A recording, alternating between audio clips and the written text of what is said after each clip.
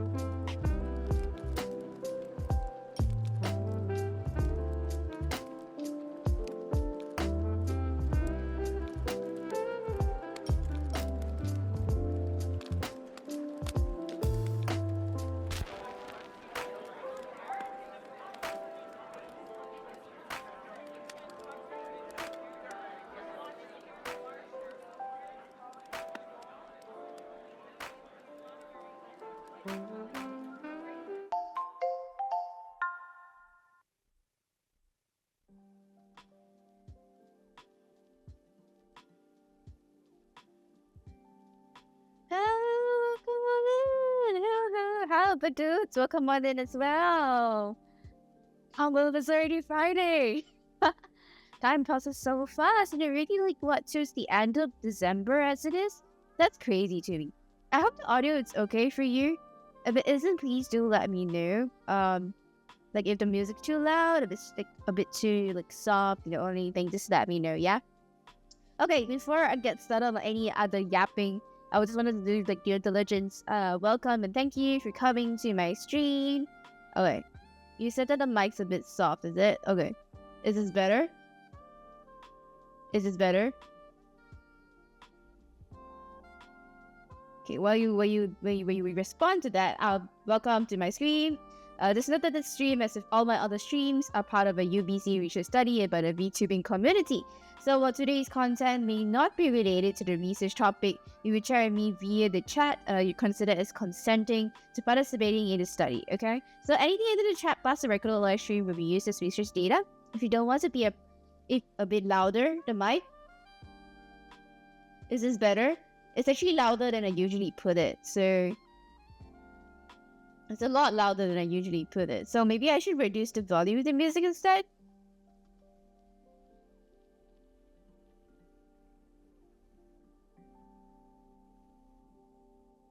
Is this okay? Because right now the levels are peaking a little bit, so I just want to make sure that it's fine. All good? Okay. So if you try out with me, you realize you don't want to be a part of this, feel free to DM or email me at any time. I have all my socials available.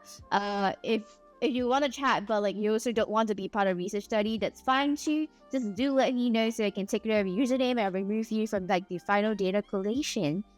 Yes. Other than that, if you want to know more about my study, feel free to check my bio for more information as well.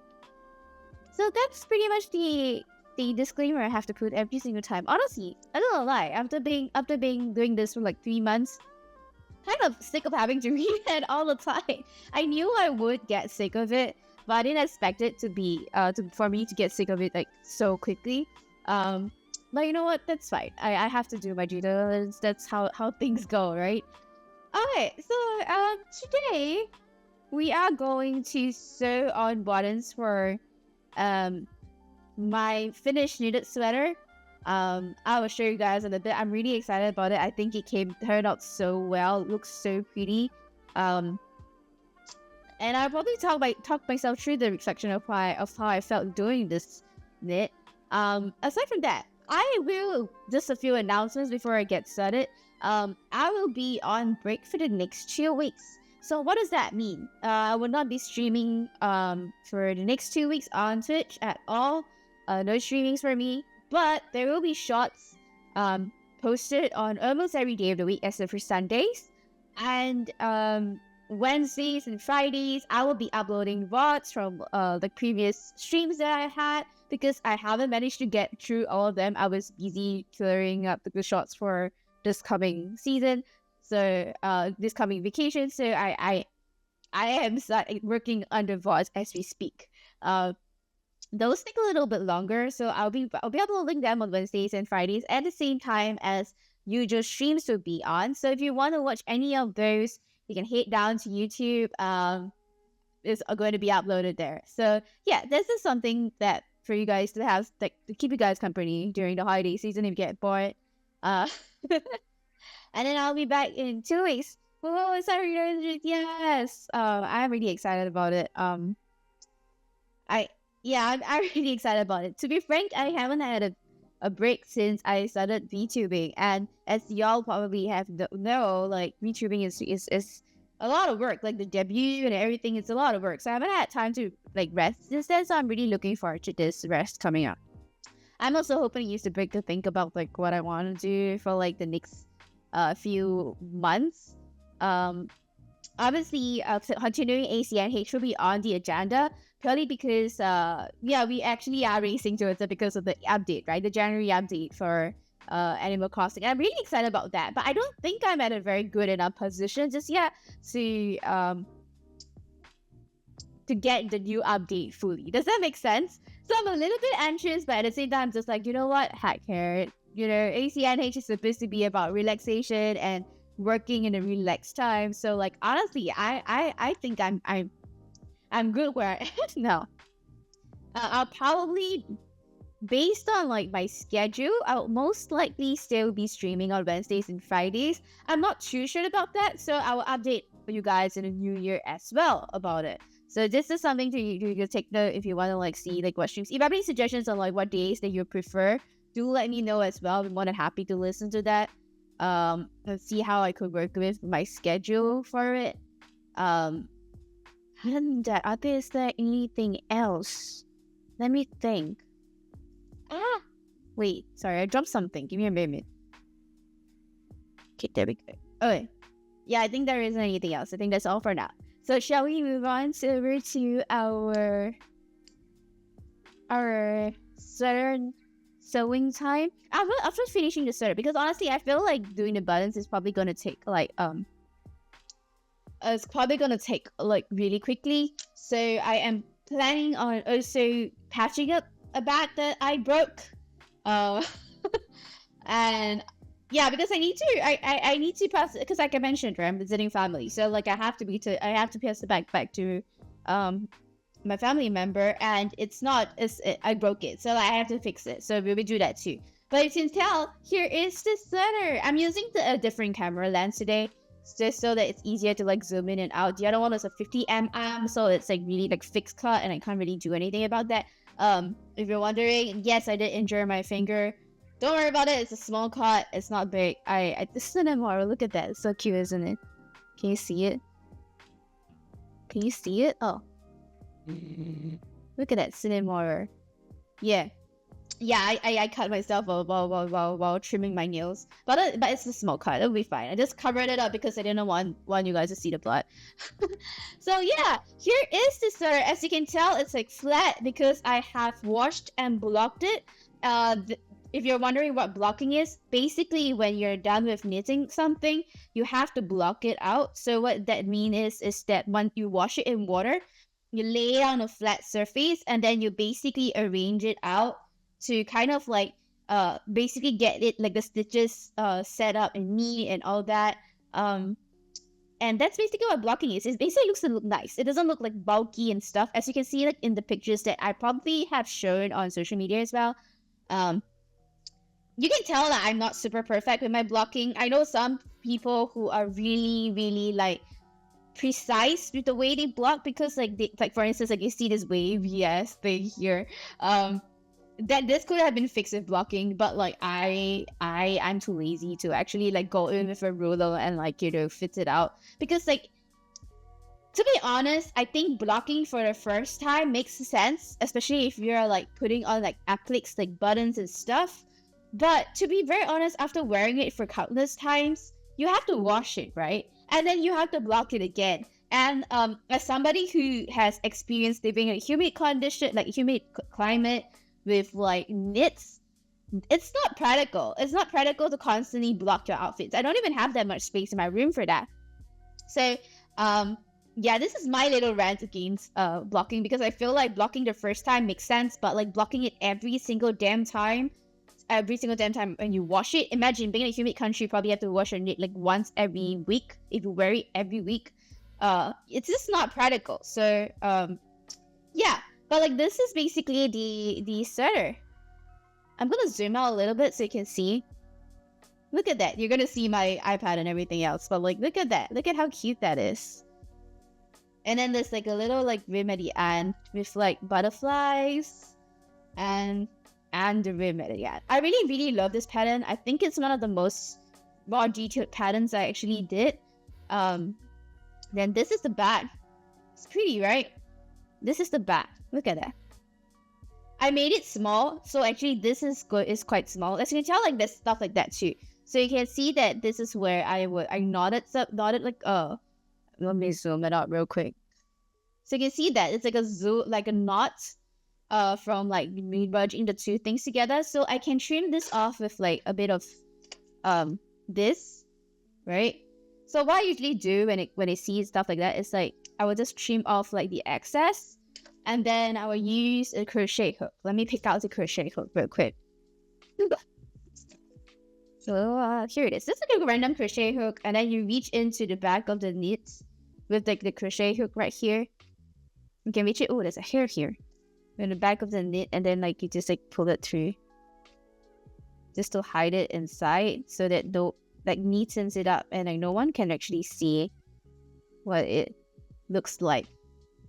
Yeah, knits are always nifty in some way or another like that.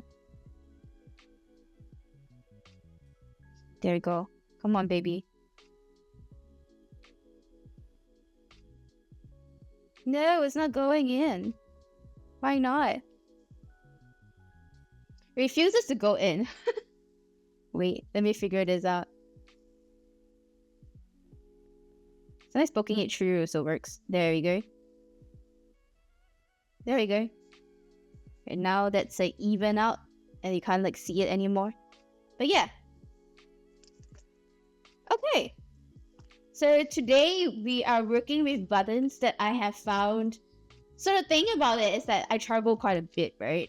When I travel, I like going around to shops, not just thrift shops, but also like sewing shops and other stuff. Just to look for like buttons and like knots and odds and ends that I could add to my outfit, like outfits that I made. And this time round, I was so happy to find this. Because like I didn't expect, like I was just wandering through a knitting shop. I think like in Chillhop. Was it Chillhop or Abbotsford? I can't remember, but it was one of like the villages, like one of the outskirt towns in British Columbia, right? And I was wandering around, and then I saw this. Look at that! Look at how pretty they are. So they're handmade. I cannot remember the maker. But like I absolutely loved how it was like blue with like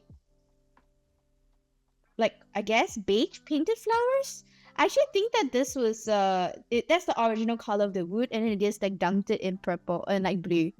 So let me try and track it. Come on, there we go. Look at that. Isn't that pretty? It looks so good, right? Yeah, so that's like what we're working with today.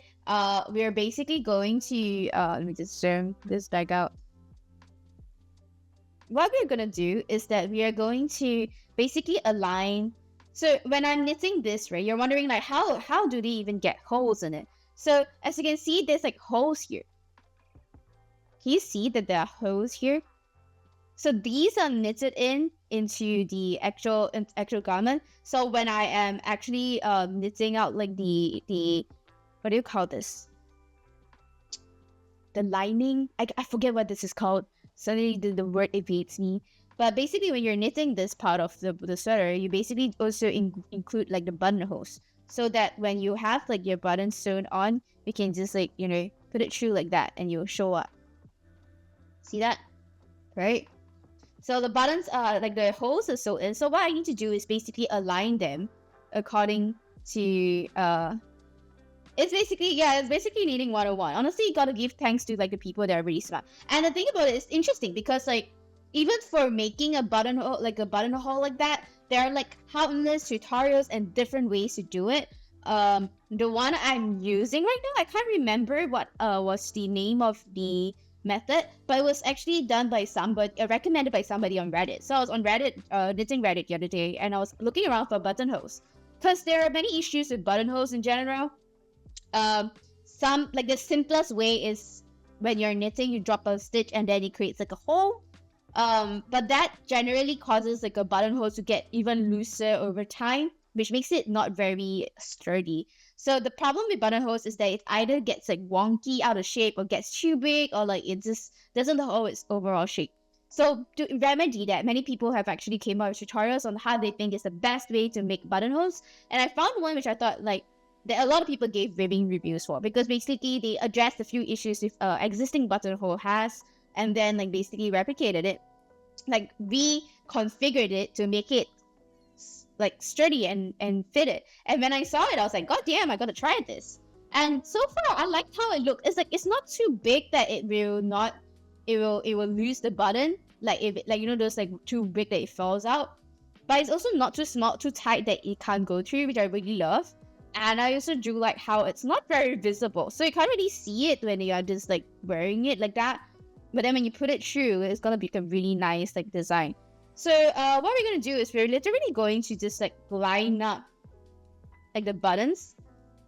This is a process, by the way, because aside from lining up the buttons, we do have to basically indicate where these positions are. So to do that, I will need my trusty stitch markers. So I'll put this aside first, and then I will align them.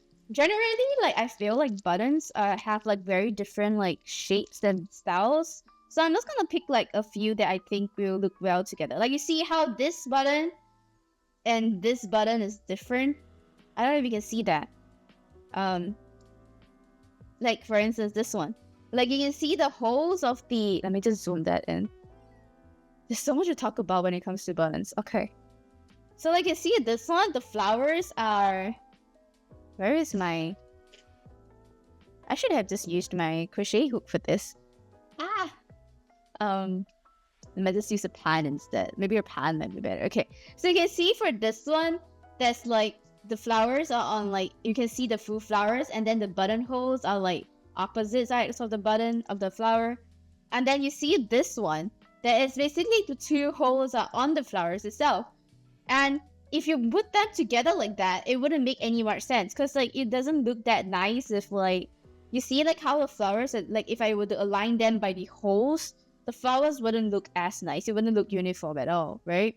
So I'm gonna try and figure out like what I should do, because like we do have like, if you're gonna line them all up, they're actually all quite different, I would say. So like you can see like how they're all like facing different ways. This one is also facing a different way. This one as well. The lady basically gave me like a whole bunch of like uncoordinated like buttonholes. So like I gotta like figure out like what's like the best bet for it. I think thus far, because we have 6 holes here, so we need 6 of these. I have 7 right now, so I'm assuming that I would have to omit 1. Right? Because I obviously can't omit every one of them. And seeing that how every single one of them has like flowers that are being poked in, I think the one that we have to remove is this one. And it's quite sad because I think it's like the prettiest one actually, because of like how neat it is, right? Look at how pretty that is. But like, it doesn't match with anything else. How am I gonna deal with that? Okay, let's see. This one. You know, one way I'm thinking about is that maybe we can make it like a revolution. If you're wondering why I'm placing so much emphasis on this, it's really because like really like even down to like the final like finest, what am I trying to say, the finest details, if you actually put effort into thinking about how it plays out, the end result would be much nicer, you know. So that's something I really want to emphasize on. So I'm just trying to figure out like what's the best way to do so. Okay, so these two buttons are similar. Look at how they are like punctured. Similar, right? Same, different-ish. Like that. Right? This two, and then the same, different ones are probably like this ones as well. But this one's just like on a different side of it. This is so difficult. It's so difficult. Oh wait, I realized that you can't see like the others. I'm just like trying to figure out which ones are the best, because you can tell like these two are same. Wait, let me just move these up. Can you tell that these two are like similar, and these two are similar as well?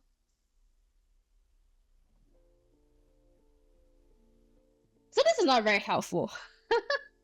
As you can tell, it's not very helpful. I like how you're just constantly giving exclamations, because it's just like, how the hell are you seeing this? A bit hard on your eyes, right? What do you mean by hard on your eyes? Like the formation, the lining about it, or like just looking at it and trying to figure things out? Okay, this is similar to this one. Actually, very different. Can you see? Like spotting the difference? Yeah, it's hard on my eyes too. I can't deal with it. But like at the same time, it's like, you know, you got to like make sure that they are even. Because if they're not even, then there's no point. They're really pretty, right? Okay, so there's another strategy. If for instance we don't want like the holes to align, what we can do is basically just align the design of it. So we align the design of it. This is what we will get. Like, you're just gonna put it like that. But like, you end up with like the two pinholes being very different. So it's not gonna look as nice. Oh god, this is so tough. Okay, these two are similar and these two are similar. So what I'm thinking of doing, okay, is that I will place this like that and this over here, so that they kind of mirror each other on the way down and up. Let me just zoom out a bit. Zoom up, like on the way down and up, and then we will and then we still have two more, right? So I'm assuming these two should go in the middle, and then these two should be at the top. So our other two that we probably will need is this two. So we have this two. As you can tell, one of them has the two holes like broken into it, and then this one has like, it's similar, almost similar. So I'm assuming that this might be a good.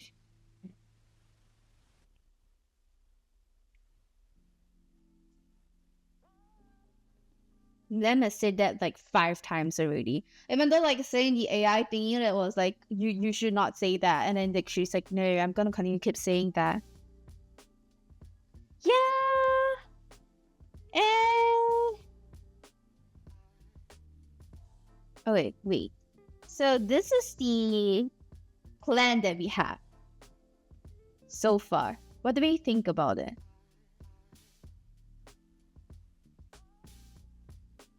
I'm okay. I don't really like the fact that these two don't look the same. But because there's two of them, we can't do anything about it. There's always going to be one odd, one out. So we will have to... Because like, I really like this one. Like, you can tell like but the holes are like completely like opposite. So like, if we were to use it, you like it? If you're going to use this one, we literally have to place it in like a completely different direction. Like that. So like, I don't know how that's gonna fit in. Can you see it? It looks very odd one out, right? It's better if it's like that, right? Yeah, I think this is better. It looks odd one out, right? Okay, we're gonna put that away as like this spare.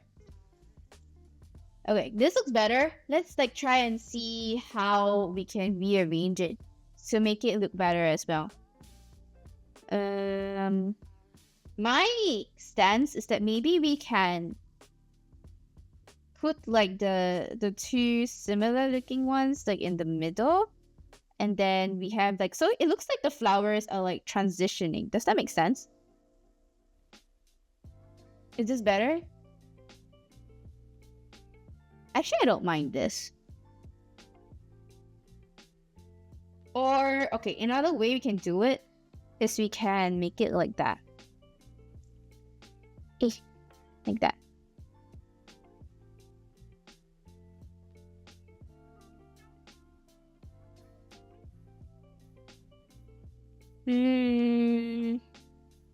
No, I prefer the previous one.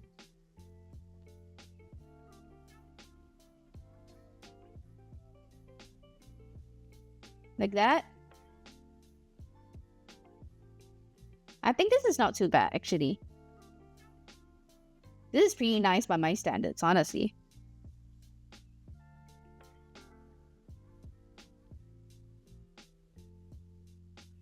This one has a certain flow to it. You think so too? Okay, let's go with this one then. Okay, let's go with this one then. Now, let's just hope that I don't mess them up. Knowing me. Okay, so we're gonna set the buttons aside for a little bit while I figure out how to... Let me align them over here. So it's like I know which one is which. 4, 5, 6. Okay. Now we need to mark out the places that has the hole. So it'll be all of these spots. And then I will need to mark it opposite. So I'll need 6 of these. Let's go with purple today. 3.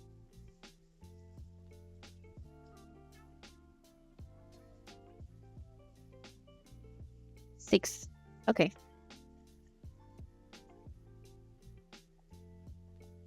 I'm gonna change music because this is making me sleepy. Give me a moment. What should we listen to today? Let's play some Thai music. It's been a while.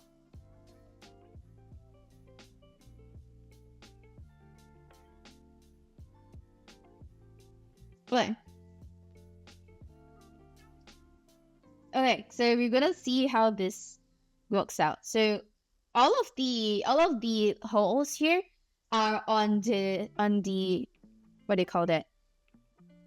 Pearl side of it. So I'm just gonna like look at it and then place it on the same side. So this one is over here. Okay, here. And then the next one is here. So this is a 1, 2, 3, the third one. So it'll be 1, 2, 3. The third one is here. 1, 2, 3 here. It's easier when you have like a 2 times 2 knit like that, because it's easier for you to just like figure out where everything is. You don't really have to like think too hard. So it'll be 1, 2, 3, the third one here. 1, 2, 3, the third one here. Okay, there we go. Then we move down a bit more. Where is it? Correct. 1, 2, 3. 2, 3. Correct. This one. Okay. Jeff Sucher is such a good singer, honestly. Love his songs.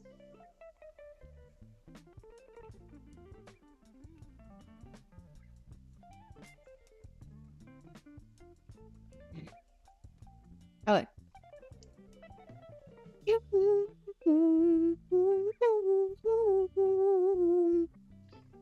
1, 2, 3. 1, 2, 3 here.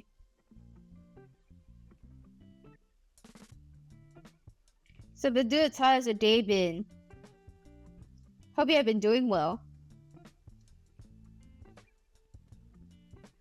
1, 2, 3. 1, 2, 3. That one here. Wait, meant to have that one here. Yes, that's the final one. And we got all of our been a hectic. This going on right has been a hectic. We get work. Ooh, I hope that it's over now. It should be like final December. You should be winding down now. Actually, you can tell like I really got all of these out. Look at that. Prepping to fly today. That's nice. Hope you have a good trip wherever you're going. Okay. So now that we got them all out, it's time to sew them on. So here I have some thread and some needles. Okay, don't ask me about the threads, okay? Because like I know like this is not like a good quality thread, but I don't really have anything else on hand, and I'm not one to waste threads. This is from an emergency kit. But I thought like the colors really go pretty well with that. Like it's gonna be like nice. So I guess that's like, you know what, I'm gonna use it. Personally, if I'm using such a thin thread, I tend to use like double. So what I like to do is I literally like to just grab like a long end like that.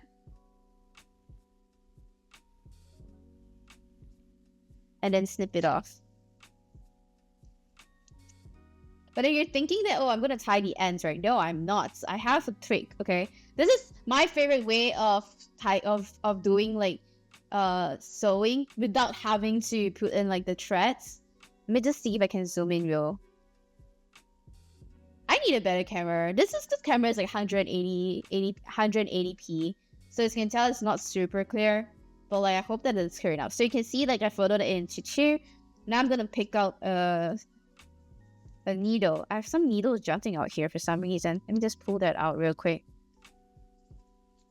I hate this sort of needle. I don't know about you guys, but I really hate it when like they put like needles like that. It's like, it's so hard to maneuver. I don't even know anyone who actually uses this and actually succeeds at using it properly. Let's go with a thicker one because anyway this is knitted, so like it doesn't really matter if like the needles that is thicker. I'll put this one back in. Maybe a thinner one might be a better option. Yeah, I much prefer this one. I don't like this one. This is a bit too thick. There are like different sizes for needles for like different projects, obviously. But like I'm using this one right here. I don't know, just any needle is fine because like when it comes to knitted stuff, the holes doesn't really matter because it's really so holy. So okay, here is the thread that I cut, right? If you can't see anything, please do let me know. I will adjust it accordingly. And then I'll use like this head, like the ones with like this part. Can you see? The loop and then like basically thread it through the needle. Like that. Okay? Can you see? And then I'll pull the thread to the other end of the needle. So you can see that it's basically the side with like the two open ends here. And then this would be basically my starting needle. Okay, I'll show you the trick in a bit. How I do it without having to knot it. And it's also better for knitting in general. Because like I mentioned, it's so holy, right? If you pull in like a needle, this like a thread, this thing is going to come out straight away. Even if you use like a knot. So this is actually my favorite way of using it. Because it really just locks it in. So we'll start with our first one, which is this one right here. And we're going to align it to the stitch here. Let's move it over. Thankfully, this one, I made it that the two are aligned, so I don't really have to like worry too hard about where it goes. I just know that it's going to be right here. See that? So what I'm doing first is that I will poke it through. I will first secure the string. So what I do is I do this. Okay. And then I poke it through the first hole like that. Make sure that the two holes are aligned. Pull it through just to almost to the end. And then poke it through the other one. Again, making sure that it's aligned to this side. Let me just maneuver it in properly. Like that.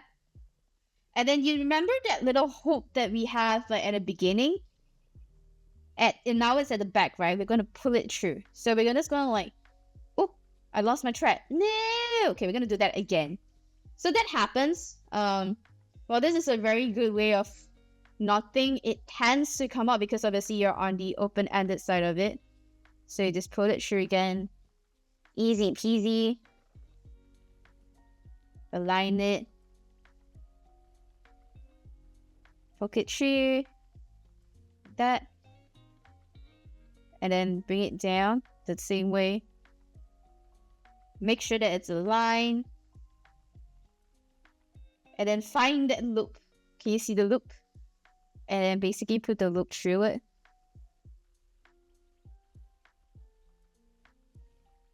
And there we go. We knotted it basically. So what does that do is basically it gives like a very clean finish. Can you see? There is like literally no like thread there, but it's actually bound already because of like that. And then that's basically your first button done. But because we have to secure it a bit more, so like what I like to do, and it's how my teacher taught me, is to just go over it a few times. And make sure you go over it the same way as you do for like all of your other buttons as well, just so that it gives like a very even finish. So this is my second round. I'm just trying to make it even.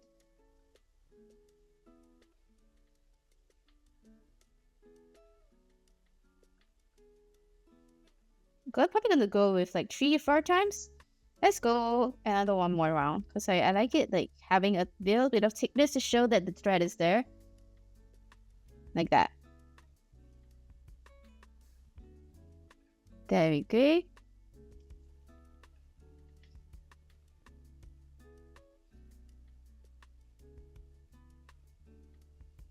I'm gonna go one more. So 4 in total, because like I like how the thread looks. So we're gonna go with one more. Just for good luck, you know? And then once you're done... Okay, one of the things that my teacher likes to teach me is that like if for instance you don't like how you want to tighten it further. Oh, I should have done that earlier. Okay, I'm just gonna cheat right now. But basically like you're supposed to like only go through it to the end. And then what she likes to do is to basically wrap it around like that. 1, 2, 3. Right? Then what she'll do is that she'll knot it here. She'll knot it at the top here. So this is another trick of she'll knot it like twice, so that you can't see the knot. Right? And then you basically poke it through. So you get like this like tight knot at the back here. Maybe let's just do one more for good luck. I like doing more knots for good luck in general, because like I'm a wimp. And afterwards you just basically poke it through. Some people like to like poke it through the needle, like the thing itself. Personally, I like to just like poke it through downwards so that it doesn't show. So like that. And then pull it through. So then that secures it. It secures it like that. And then you just turn it around and then just trim it off. And you basically get like something that has almost like a non-resistant hole. Look at that. Look how pretty that is. The only downside of that particular knotting method is that once you cut the thread, these threads are basically useless if they're too short, because you can't obviously knit sew in another one. I wonder if this is too short. I can't use it for anything. So I would say it wastes a bit more thread, but you get like a really nice finish where it's really neat in the back without anything. But there we go, our first button is done. Now move on to the second button. So we're gonna do the same thing. Basically pull up, maybe I'll make it a shorter thread this time around, because I feel like we didn't need that much. I think around here would be good. Then fold it in half.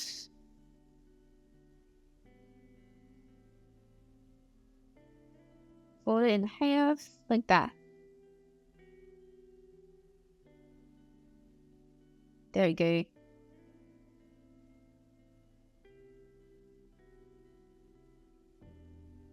Also, I just finished like cleaning my entire place like yesterday. and I'm still so wiped by cleaning. Uh, I did not sleep well. That's all I can say. I did not sleep well. But like one thing I realized about cleaning is that like I mean obviously my first realization was that I hated cleaning the kitchen.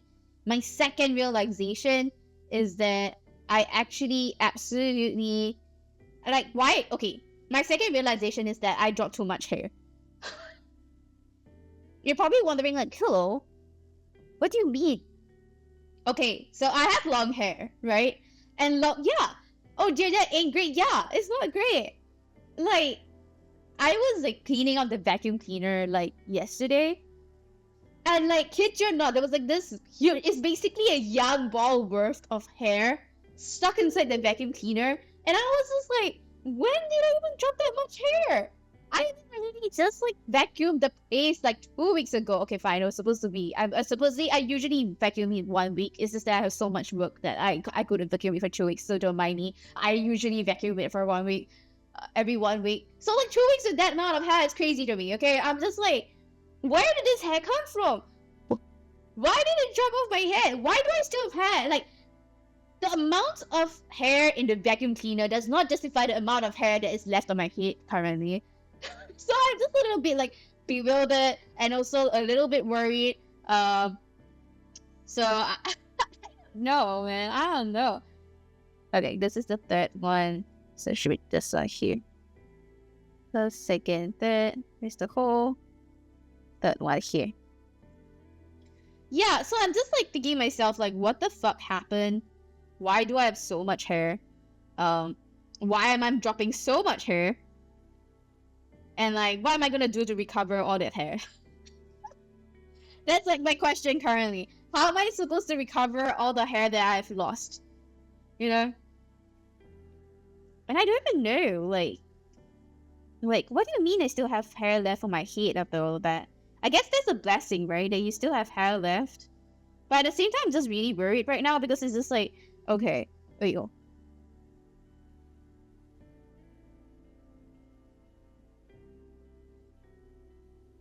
Come on now. Okay, I'm gonna fall silent for a little bit as I try and figure this out. Yeah. There we go, right here. Alignment is always important. Okay, I'm gonna put it into here. And then poke it through. The starting is always difficult when it comes to buttons, but then once you get a hang of it, it's actually pretty easy. Okay, see, is this where I want it to be?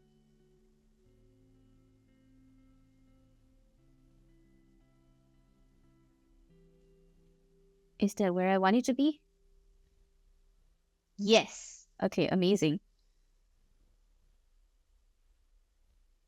Okay, then I'm just gonna go back in and go through it a few times. 4 times, right? I did it 4 times, right? Okay. So 2, 2, 3,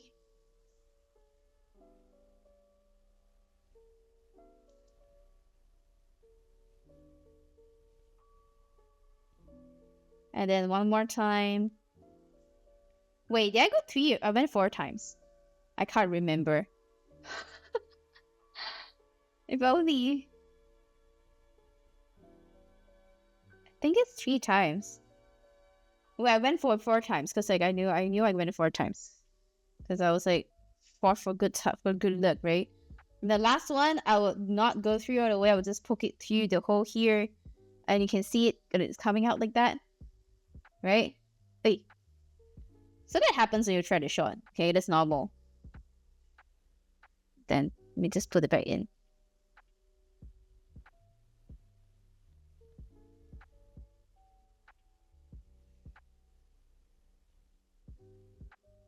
Okay, there we go. Okay, like that. And then 1, 2, 3. And then we knot it down.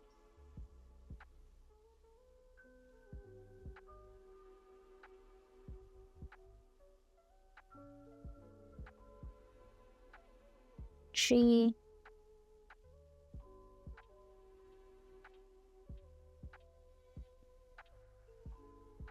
I'm just gonna poke it through.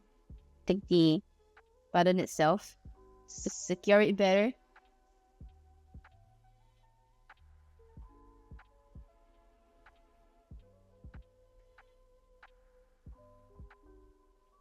Then poke it through.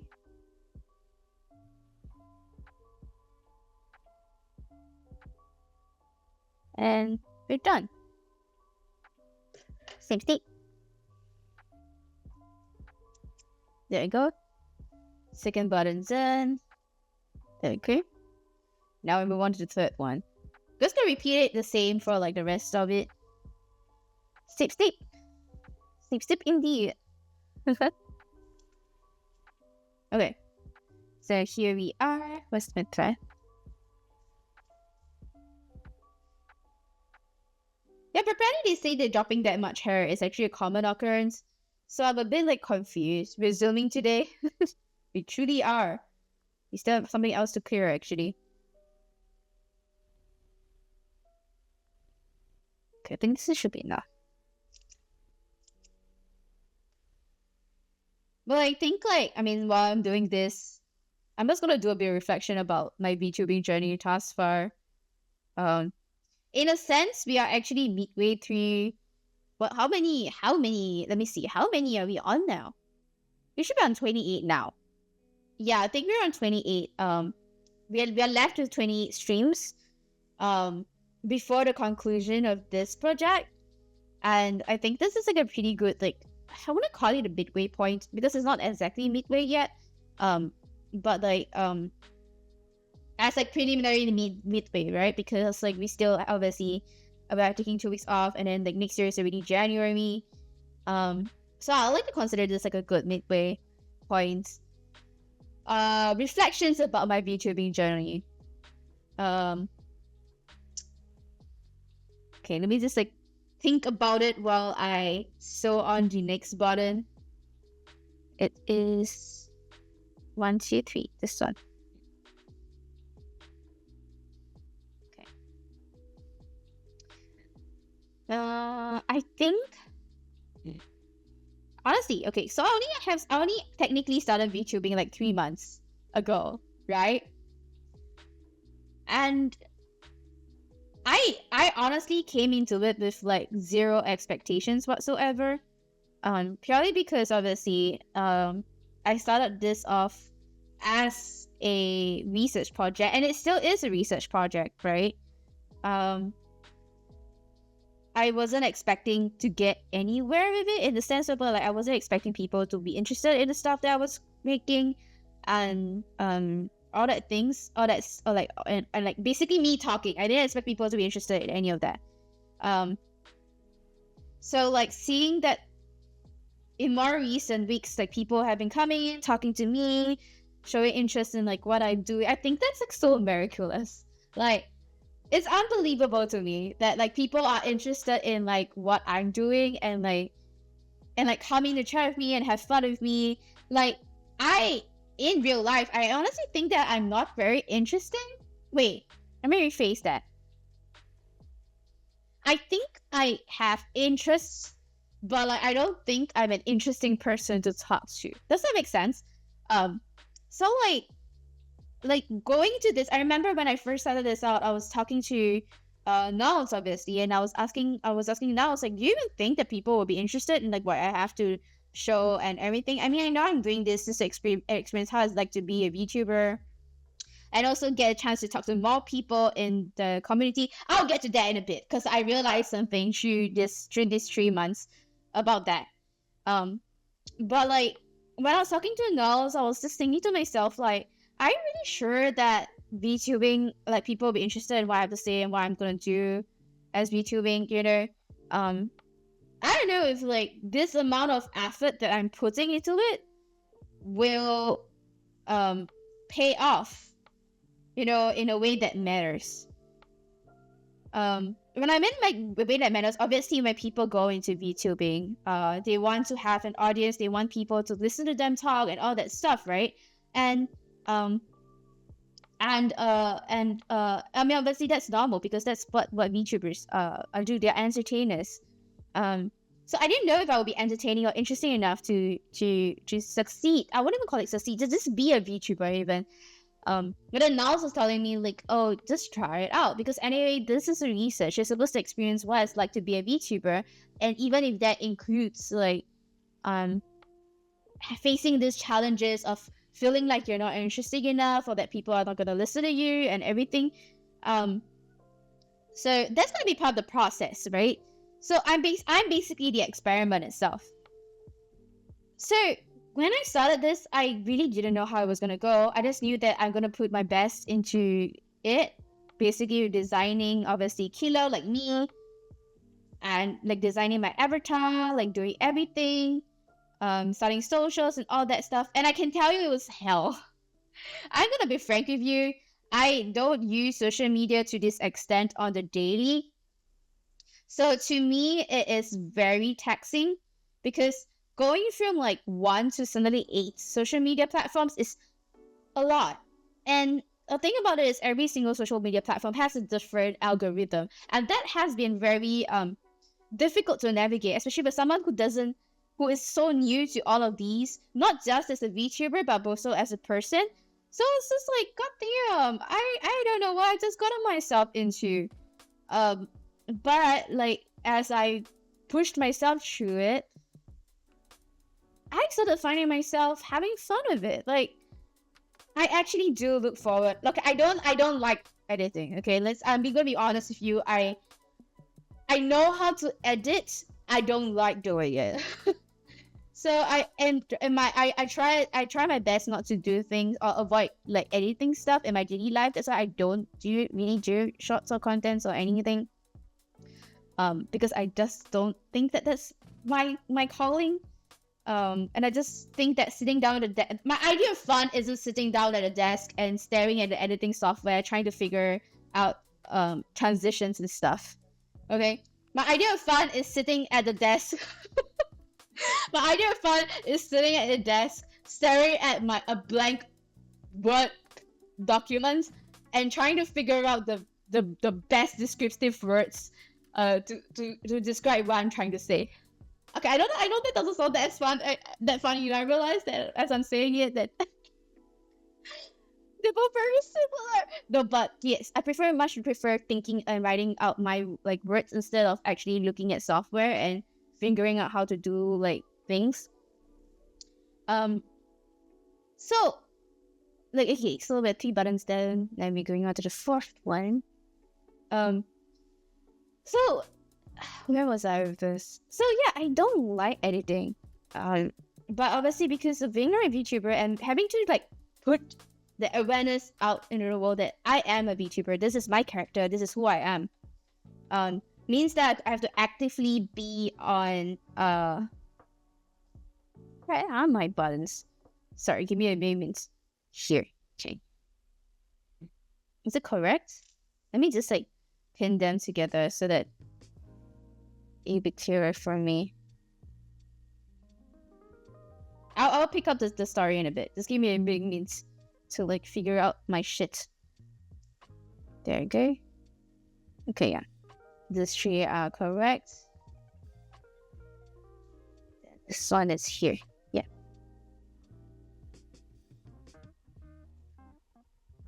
So I'll pin that. Yeah. Okay. So what was I saying? About editing. Yeah, right. So I don't like editing, but then because as a VTuber, I have to constantly put myself in social media, right? And one of the, I mean, like obviously now the most trendy, like and the most immediate way of putting myself out there is really to do shorts. So I got back into editing. I have a background in media training, so I do know how to put a video together. Not like CapCut or anything, like Premiere Pro, like the legit professional stuff. I'm not good at it, but I know how to use it. So I was using that, and I was just like, oh. I was using that, and I basically was like, this is not great. I don't like this. But like the more I did it, the more I find myself not so much like the editing part of it, but like I find myself looking forward to the content that I can make. So I started thinking about, like, for instance, like my shorts was on YouTube, right? I started thinking about like how I really wanted to wait, let me look at my flowers. I think my flowers are a little bit weird. This should be similar to this, so it should be like that. No? Wait. ちょっと待ってて. I think I got the wrong flowers. Sorry guys, give me a moment. Let me like figure out my train of thought. I might have sewn on the wrong things. Wait. That's why when Badut to say we are zooming today, we're not. Still trying to figure things out. This is... I'm confused.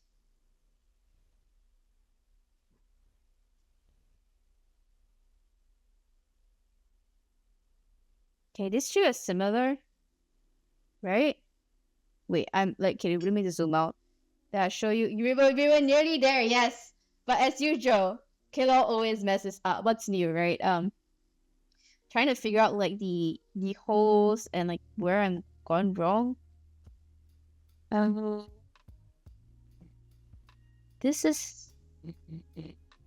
I'm trying to figure out which one is the similar one. Okay, these two are similar.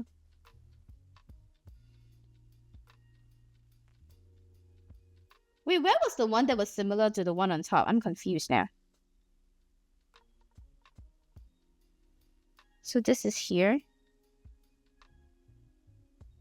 Is it you? No.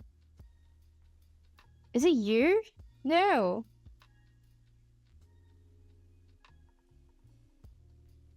Wait, I'm confused now.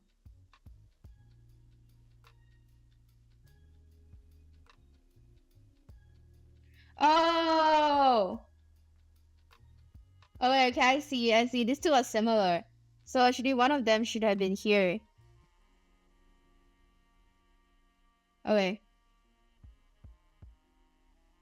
Just as well. I mean, I wasn't happy with this one anyway. So I'm just gonna cut this out. Okay. Let's cut this one out.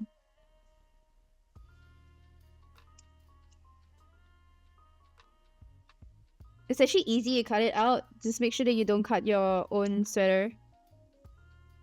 Because then that will be months of hard work gone. Just like that.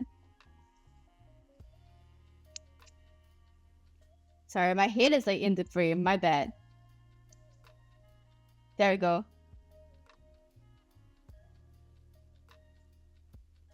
Got it out. Okay. Now we're gonna put it in. Gonna redo this one. So this is not the one that I want. I want this. Right? Here. Then this will be the last one. This shoe is the same. Wait, it's different? Same. It's the same. So this will be here. And then just this two is the same. Here. Okay. Gonna put it back out like that and check again later on. Alrighty. Let me zoom right in. There you go. Right here. This one. Life is never smooth sailing for Kilo. But yeah, as I was saying, like, I started realizing how fun it is to like create content. Like remembering, or at least realizing how fun it was to create content. Again, like after obviously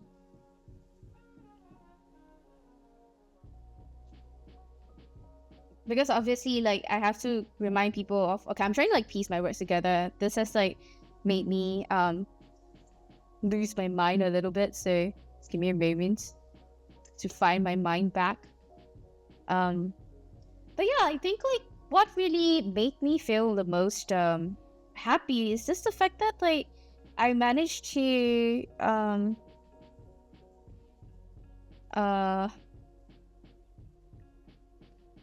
basically come up with, I wouldn't even consider it a niche. I just like knew that I wanted to talk about like research on YouTube. And like I started doing that and people were interested in what I have to share, and I'm really glad for that. You know, like I was really pleasantly surprised that people like found that interesting. And yeah, like I think that was one of like my, like the fact that I'm starting to find joy in something that I originally only regarded as research means a lot to me. It's like, wow, okay, I actually do like doing this. And it's not even just about like the social media and editing shots for that. It's also really like the streaming part. I would say the streaming part is actually like this, doing this is like my favorite part of being a VTuber thus far. Like the fact that I'm able to like just like come in, yeah, showcase like what I'm doing, and have like people talk to me in chat and ask me like what's up. I think like that's so nice. It feels a lot like, I think like there is no replacement for what streaming has afforded me in terms of socialization. And I think that's a very interesting point, because like that I discovered, because it's like what I mean by that is that like nowhere in real life can I just like do whatever the fuck I want. And people who are interested in what I am doing just like drift in and ask me questions about it. Like nowhere. It's like if I were to be doing this in a knitting shop, people who are interested in knitting, I mean obviously they could come in and talk to me about that, but like how often it really be that I would be at a knitting shop sitting down there and actually knitting, and for people to come up to me and talk to me? Most of the time people just do what they want to do, even in cafes and stuff, and they don't like go and socialize with other people, right? So this is like a nice little platform for like people like me to just do what I'm interested in, and for people who are just interested in what I'm doing to just come in and be like, hey, what's that you're doing? That looks fun. You know, like I don't think there is any physical space in the world that allows for that. There's always this level of you have to talk to the person to get to know who they are first before you can even get to their interests, and even see what they're doing on such a level. Like I would maybe this word might be a good word for it, like on this intimate level. Like you literally are just walking into a stream as a viewer as well. Like as a viewer on Twitch, like I'm literally just walking into people's streams, basically like walking into their lives and being like, hey. And I'm and it's okay for me to be there, you know. I think this is not a space that is found anywhere else, and I think that's what makes it so unique and what makes it so interesting as well. So if you're asking me if I do like streaming as a VTuber, my straight answer is yes, I do. I do like streaming as a VTuber. I mean, obviously, aside from like the privacy reasons and all that stuff, I also think it's really wonderful when I get to really lean into my character, and also like you get to have all these fun with all these kind of like nice little overlays and stuff, right? Which is also really nice to me, you know. I really like that. But yeah, so that is like kind of like my midway thoughts about VTubing so far. Okay, it should be this one next. This should be same as this. Yes. Here. Where did my... Okay, here it is. So, yeah, so the other part about it, about like this VTubing journey, like halfway point thingy, is that when I first started like this project, obviously like I wanted to try out and understand what it's like to be a VTuber, but like the secondary agenda was really to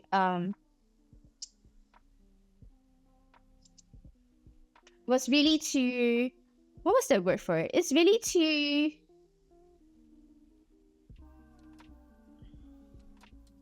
it's really to get to know people, to talk to people in the scene.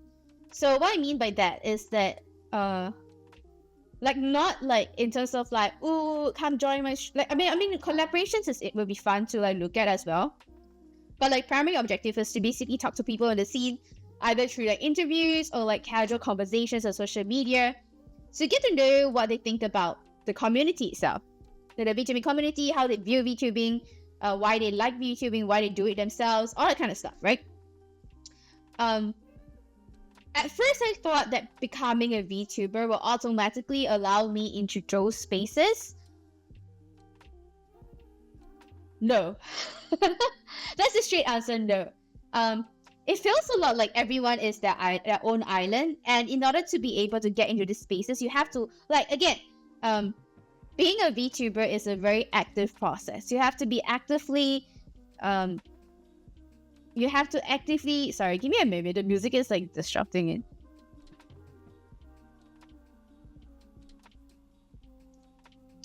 Alright, so, what was I saying? Oh, okay. So, you think that being a VTuber will afford you the spaces, automatically afford you the spaces for, like, with other VTubers, right? To be able to get to talk to them and all that stuff. No, it's like, okay, my perspective of it was like, oh, social media is basically like another game world. Let me just move this down. It's basically like another game world where I can just wander around the universe, see someone, and then just basically be like, hey, what's up? Can I talk to you about this? And like you can even join like chat rooms where people will be like, oh, you want to talk about this? Sure, come in, let's have that discussion, all that stuff, right? No, it's not the case here. I think it's a mix of, because like I have to, like, in order to get into these spaces, I mean, okay, just saying on Twitch on itself, in order to be able to get into the VTubing club, like the club for VTubing, I would have to be an affiliate. So that is already what we call in, at least in media studies, is called a gatekeeper. So gatekeepers are basically people who guard the gates, obviously the name gatekeeper, and they're the ones that basically kind of like narrows down the pool of people that are able to access certain areas. So in this case, being an affiliate is a gatekeep to being part of these clubs. And these clubs were probably, I don't know. See, I'm not affiliate yet. I don't know how the clubs are run. But assuming that that's what they claim that they are doing, it actually allows for more interaction with other VTubers. So that was the like, how do I put it? Like, that will allow, from a research perspective, being in these sort of spaces would allow me to have to easily talk to people in the scene and get what they think about VTubing. But as I mentioned, the gatekeepers is one thing. The gatekeeping is one thing. There's also the issue of, I don't know if I should say this, okay, but I feel like this is a very preliminary thought. So it might probably change in the coming few months, because I do plan on changing how I approach this topic, how I approach VTubing, and talking to people. But I would say that thus far, what I've seen in VTubing community is that it's a very distrustful place, distrustful community. Like, everyone is like, not to say distrustful community, there are collaborations happening and stuff, but it is a community that's very built on, it feels a lot like everyone is an individual island, right? And they're building their islands up. It's a bit like Animal Crossing. Everyone's like building up their islands, like they're preoccupied with building up their islands by creating shots, creating content, having streams, inviting people to come and watch their streams, all that stuff. Right? But no one is building the... Okay, I know of a few VTubers who are doing that. They're building the boats to get us from one island to another. But not many people are doing that. And not everyone's doing that successfully. And at the end of the day, it really depends on whether or not you want to build a boat to other islands. No, let me re-clarify that. It's at the end of the day, it really is up to you whether you want to build a boat tube for your island and 2 other islands. Does that make sense? Because like no other VTuber is going to come up to you and be like, I want to do this and this and this with you, unless you're somebody who has already a huge enough island with a huge enough huge number of visitors and ports for people to allow to like come and visit, right? So it feels a lot like it feels a lot like an individual race, I would say. That's what I'm trying to say. It feels very lonely. But I also do know that I'm also very aware of that when you actually succeed in finding a community of your own, it becomes like the best thing ever.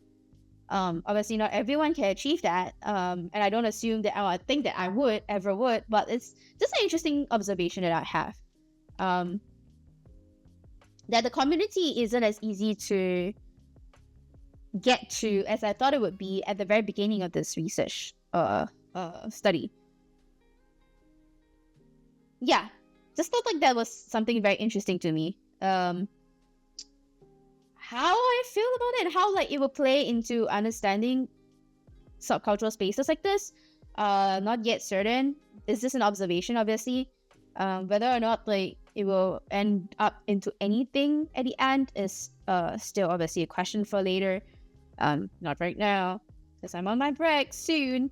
I don't want to think about having to write the fucking report. But yeah, conclusion is I really do enjoy VTubing. I do like the process of it. And I think like after easing into the social media aspect and everything, I find myself enjoying it more than I thought I would at the beginning. So that's really nice to feel. And it's also really nice getting to talk to people from everywhere. It's like, it's been so fun. And like, I think this is an experience that I wouldn't trade for anything else. I'm very glad. In short, I'm very glad that I started this research project and pushed for it, even though many of my peers were like, "You're crazy. Why are you even doing this?" With the, like there's equivalent amount of like peers who are like, "Why the hell are you doing this? This is way above your pay grade." And there are equivalent amount of peers who are like, "This is amazing. I cannot wait for you to start it and like see where it leads you." And like, you know what? I'm glad I did. You know, I'm fucking glad I did. Yeah. With that said, like I'm just thinking about like, so we're talking about like what I'm gonna do for the next half of my fieldwork, right? I will still be streaming obviously because I still have 28 streams to clear before this project is officially over. And I will still obviously be uploading shots and everything because like I said, I really gotten used to the flow of it and I'm quite happy with the content that I'm creating thus far. So that's something that I'm planning on continuing on. Let me just like get this. Oh, don't tell me I lost it. Okay, here's right here. So this should be similar to this one. Are you the same? Yes, you are. Oh. There we go. Yeah, it's still the same. So like,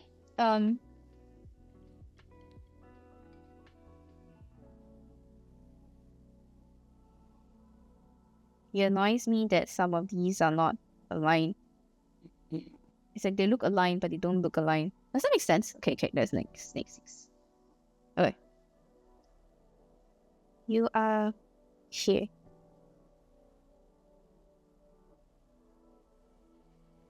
Okay, let me just put this through and then I'll continue talking. Because I do want to discuss, or at least think about, start a preliminary thought about like what I want to do for the next half of field work, or at least the next half of Kilo for next year at least.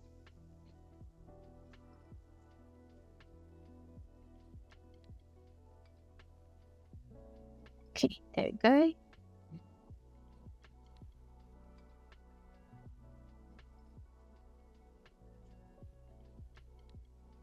So, okay. Yeah. So, what was I talking about? Next year, what Kilo is gonna be doing. Okay, so based on whatever I just said, right? one thing that I still am very sorry lacking is getting in touch with the community to actually follow up with what they're thinking. So usually in research, how we do that is through semi-structured interviews. I was hoping to complement that. Oh, come on, yeah. I was hoping to complement that with either like collaborations or maybe even like I was ambitious, okay. I was ambitious at the beginning of my stream of this project. I was thinking to myself like, oh my god, it'd be so nice if I could do like a collaborative stream. But it's not just a collaboration, but it's like a focus group stream. So like maybe get 2 to 3 VTubers and then get them into a stream and then get them and their chat to talk about what VTubing is like for them. With like obviously I'll come up with a few topic questions and then just get the ball rolling and get them talking about it. I thought it would be easy. No. I highly doubt that by the end of this research like period I would even get to that point. It was very ambitious of me because the first and foremost, like I mentioned, right, like the space itself is like everyone's so concerned or like involved with building their own islands, that boats are usually left to the last thing that they would want to build. And as a result, it's very difficult to like get a hold of like people because I myself am so busy building my own island that I don't have time to look for other islands that are willing to accept my boat, if that makes sense. And that requires like obviously building trust and stuff because obviously in like the VTuber scene, especially for those of you who have been watching VTubers for a long time, you know how chaotic this scene is. And you know how people tend to be a little bit more mistrustful, stuff like that. So that has always been a very primary concern of mine about how I'm going to talk to people, especially in the scene whereby it's already so chaotic with like so much shit happening all at once. Yeah, so like that's just like my current like dilemma with it. But yeah, so next semester, or at least in the next part of like my thesis project, the next half, I want to focus more on doing more interviews. So I'll probably be a bit more aggressive in reaching out to people and talking to them, especially if they're VTubers. Whether or not it succeeds will remain to be seen. I don't have high hopes of that. I'm just gonna try my luck, you know, and see if anyone wants to like talk to me. I don't know if I would actually. I'm okay. Maybe I'll try for a collaboration. I think like that's something that I could at least try doing, like a collaborative stream. I do want to experience a collaborative stream once just to see how that feels like, especially for the VTubers. But whether or not that happens is another question. I'm putting all of these in the clouds. If it happens, it happens. If it doesn't, it doesn't. It's all part of the journey, right? So yeah, next year, aside from obviously trying to focus more on talking to people within the scene, on stream for you guys, I will be continuing to play AC&H because there's obviously, like I mentioned, the update's coming. I am actually hustling for that update. So that's gonna happen. Aside from that, I am going to start trying wire knitting. So something that I always wanted to try is, I've seen that on social media, like there's this one lady, I can't remember what her Instagram handle is, but she was doing like wire knitting, like knitting with wires. And I was so intrigued by that. I was like, wait, I want to try that too. So that's a really good, which one? I had a lot of insights, which one are you talking about? That's a really good insight. But like, I am planning on doing wire knitting, so we'll be probably experimenting with that on stream. And then aside from that, I'm still thinking about what I want to do. I want to try doing an ASMR stream. Like with like slime, the analogy of islands and boats. I think so too. Maybe I should put it in my final report. I think that's really good, honestly. I was quite shocked that I came out of that. This is why sometimes it's good to you to talk about your own research with other people. Because sometimes you come up with insights that you never thought that you might have. Okay. What was I saying? Yeah, so I want to try ASMR like slime, because I actually do have an interest in slime and ASMR. It's just that I never really got around to it. I don't know if I could, because I don't know, like, I know people who get a lot of flack from me for not doing good ASMR, so I don't want to be one of them. Because I personally like listening to ASMR too, and I do have my own like likes and dislikes. So like, imagine being the one who gets slammed for having bad ASMR. Couldn't be me. I'm too scared for that shit. But I do want to try playing with slime, so we might do a slime stream too. So those are what I've been thinking about tasks for. Okay, so aside from that, like basically, I actually really want to do writing streams. I'm not really sure how I'm gonna get that done. Purely because I can't show you what I'm writing. There's always this, okay, at least with academia, I don't know about anyone else, but at least in academia, at least in like writing in general, there's always this fear of having your work stolen. And obviously I know you guys won't do that, but you know, you never know like who might just pop in one day and be like, ah ha ha, this person, and my work is gone, you know? I don't want to risk that. So I'm still thinking about how I'm supposed to do like writing streams, or at least like work streams without having to actually expose like what I'm writing about, because I also write very messily, and I know you guys don't really want to see that either. So yeah, that's like the thing I'm considering. It also doesn't help because I know a lot of people do the Pomodoro method when they are streaming, so that they can you know, have like a chat like 45 minutes on work, 5 minutes chat, or like 5 to 50 minutes chat, and then get back to work, right? But the issue with me is that I'm a hyper focuser. What does that mean? Hyper focuser means that once I get into the zone, I don't get up for hours on end. I don't talk for hours on end. I don't even eat. Okay, so the thing about it is like hyper-focusing has its good and bad thing. Good thing is that when you start on something, when you hyper-focus, you go into the state of flow. They call it a state of flow. You basically get stuff done, right? And you get it done. If you like, there's a short thing, you get it done immediately. If there's a longer thing, you get a lot done. You're basically very productive when you're in a state of flow, right? It's easy for people like me who get into a state of flow. The issue is just very hard to get out of. And it has been quite bad to the point, like my state of flow, my hyper focus has been bad to the point in the past where I actually didn't eat meals and didn't even realize that I was hungry until I just didn't realize I was hungry. Full stop. Okay, I didn't even feel hungry when I got to go to the washroom. I didn't feel hungry when I was doing work.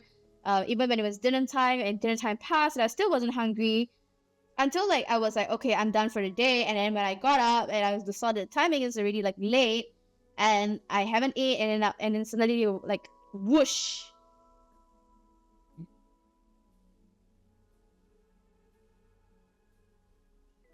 Thanks, man.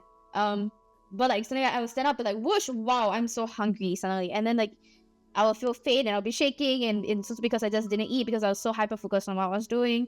It's not good. It's not good by any means. And I can't, and that's the problem why I can't do the Pomodoro method, because this doesn't work for me. It actually trips my workflow up, and it forces me not to be able to do anything at all. So I can't do the Pomodoro method, and it's hard for me to talk while writing. So I really don't know, but especially as I want to do that kind of stream, because I feel like it's very in line with my character. I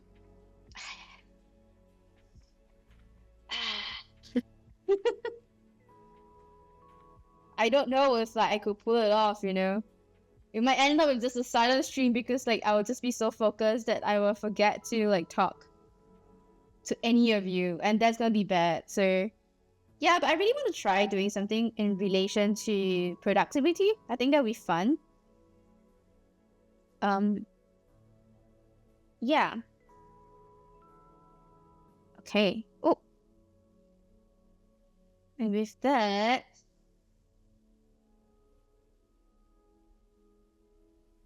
but that's pretty much like what I have planned so far for the upcoming streams. If anything, the first half of this project has taught me that I shouldn't plan too far ahead. and don't plan too much, because like if not, I will not be able to get anything done. So here, that's what I have so far. So wire knitting, ACMH, maybe 1 or 2 indie games. We'll see, because I do have my eye on a few of them. And cozy games, indie cozy games. I have to clarify that. And then other than that, if I could get it to work, maybe like working streams. We'll see. And I am done. Let's like zoom out. It looks good to me. That everything's aligned. There we go. It's done. Let's like button it up. Look at it. Yay! Yes. Looks great. I think so too. Let me just button it up real quick.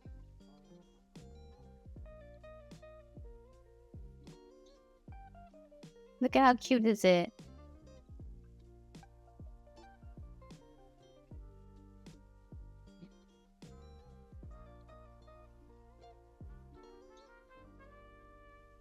There we go. Oh, so long since I've heard this song. There we go. Ta-da!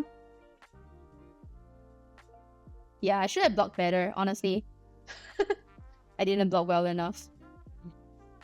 But there we go. Here is the knit. Look at how pretty it is. It looks so good together too. I'm so happy. Look at that. I love it. Oh my god. When I saw these buttons, I knew they was meant for this. It was like, blue and gold. Sign me the fuck up. And there we go. We're actually done with it. Like I said, this was a lot faster than I thought it would be, because I mean, obviously, it doesn't take that long to sew stuff together. Let me just fold this.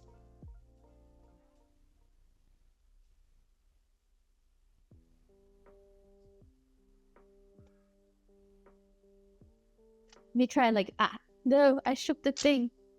I'm like trying to like fold this nicely. Okay, you cannot tell I work. Don't ever tell. I mean, like, you cannot tell I work in retail. Lol. Okay, to be fair, I didn't like work in retail. Like, I didn't really sold clothes. I sold other stuff. But like, yeah. There we go. Look at that. This is actually pissing me off. Like this part. So maybe I might do like a single crochet just to like kind of like bring it together. But like otherwise, look at it. I'm done. Okay, now we're done with this, we shall move on to the next project. This other project. Let me just bring it out. Don't roll off. Is this one right here.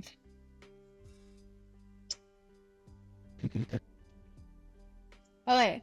So this is the bag that I borrowed, and like this came out.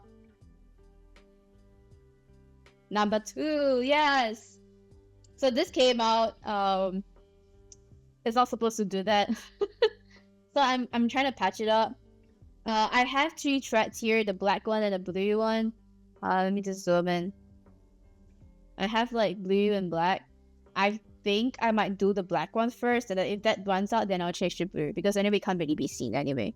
It's a pretty straightforward one. It's literally just like patching this side up, as you can tell. Like, zoom, my baby, zoom, yeah. You can tell it's literally like just this. I just need to like sew it in like that on this side, and then on this side, I just basically have to do the whole thing again. But I think I might cut out some of the threads first, because like this is a bit. This is just like basic like patching things up. And honestly, I believe that everyone needs to learn how to sew.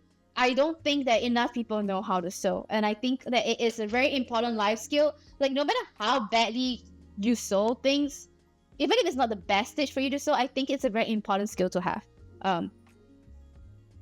But yeah, we'll start with this side first and patch it up. Then we go on to the other side. I will switch out the needle because this one is a little bit too fat. Something thinner. Oh, I don't know. Maybe this might be the good one because yeah, this might be better because of the fabric. This fabric seems to work better if it's like a thicker one. Maybe I'll stick with this one then. Let me just tidy up my workspace for a little bit. Okay. If any of you have a song request, do let me know. I'm open to any song requests. Okay, let me just put away some stuff. And we can get started on the next thing. Sip of water.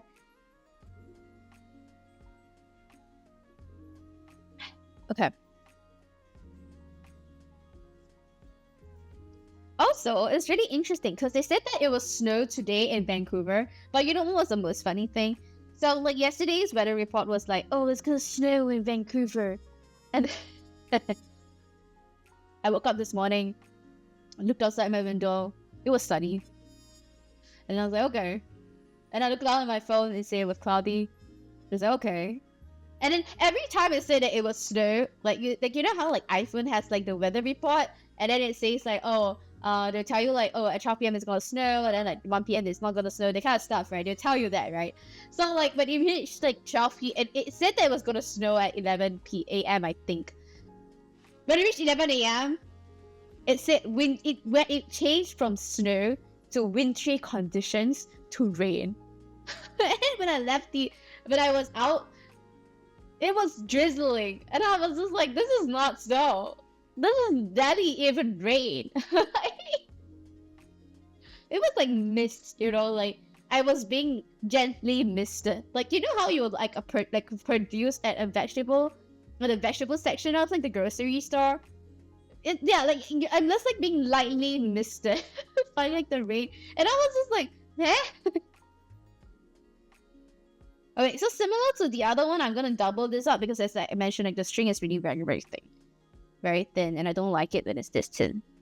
Yeah, I was just really confused. And then like every single time I checked the weather report, it would say like, oh, it's gonna snow at this time. It's gonna snow at that time. But every time it reaches that time, it suddenly switches to rain or cloudy. And I was just like, so it's not gonna snow. So why are you predicting snow if it's not going to snow? No, it doesn't make sense to me. Honestly, I don't trust like the weather reports anymore. Because like, it's like, okay, it's bad enough to the extent whereby like, I will be staring at the weather report. Like, how would I put it? It changes in real time. And in my mind, I'm just like, if you're gonna just change your weather report in real time, might as well just say that it's like there's like a 30% chance of raining when it's already raining. You know, like, like make it make sense. Like, I feel like weather reports are like worse than horoscope predictions at this point. Okay, but let's be clear. Okay, it's not on the fault of like the meteorologists and the people that are handling the weather report. I know they're trying their best. They really are. The problem, just that the enemy that they're dealing with is so big, it's so bad that they can't deal with it. And what I mean by it's so big and it's so bad is that they're dealing with climate change. And obviously, when you are trying to predict the weather while fighting against climate change, you're never gonna win. Like, how are you gonna win? Like climate change is basically like, okay, I'm gonna tell you guys that it's gonna snow. The weather report people are like, yeah, we get it, it's gonna snow. But then like, climate change is like, haha, joke's on you, I'm not gonna snow, I'm gonna make it fucking warm instead. And like, as the predictors of the weather, what can you do except sigh and say, yeah, it's warm now. Like, I'm sorry, I just think that it's I no longer have faith in weather reports. So yeah, there's that. Okay, I'm trying to figure out like the best way to do this. I think Okay, I will flip this over first because it's just easier to work with it like inside here like that. Okay. See? Oh, I just left my trend. This is such an interesting song, by the way. I've never heard of it before. Are they saying jelly? That's quite funny.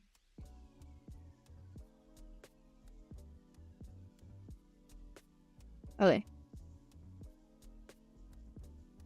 Let's see. How is this being so? Okay. Stay the inside here. Let me just observe it. Cause like sometimes when you do knits like when you do like sewing like that, you really got to observe like what the lining is there and where it fell apart. Okay, I think this is where it fell apart.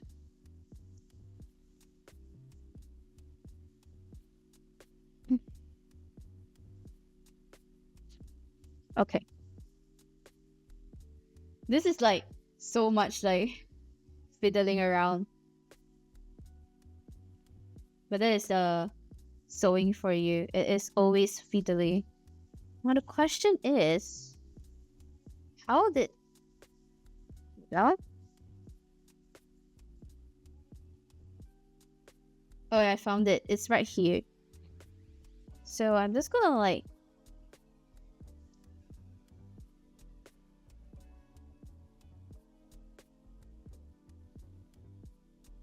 Okay, this way. This is like the part where the track came out. So I'm just gonna go in like a little bit earlier than that. Just to like kind of reinforce it. See where I come up. Like here? Okay.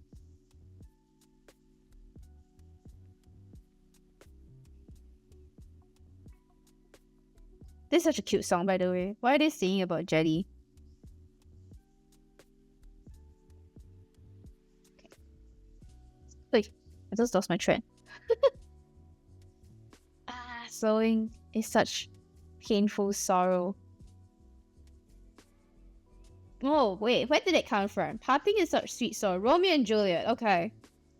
We got that, we got that.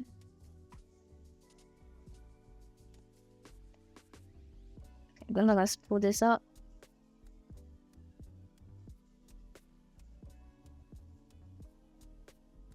Okay. Then insert it back in.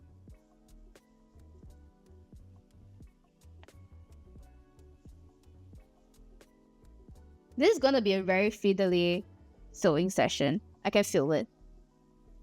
I can feel it already. There we go. Let it treat at home. There we go. Oh. Sewing is really a pain, yeah. But I think like once you get a hang of it, it's actually quite fun. It's actually very therapeutic. The one thing I really absolutely hate sewing is point shoes. I actually really do hate sewing point shoes. They're like, it's like you're sewing and knowing that the shoe is gonna be destroyed. And then like, what's the damn point then, you know? Okay, now the problem is I got to pin this down.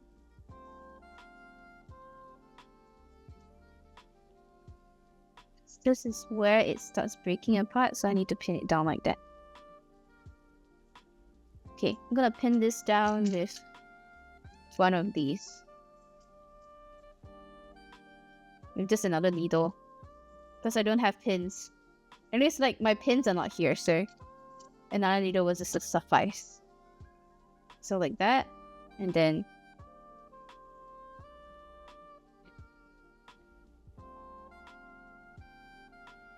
there we go. Just to like secure that. And then when I fiddle around with it, it's not gonna like cause an issue. Put it around.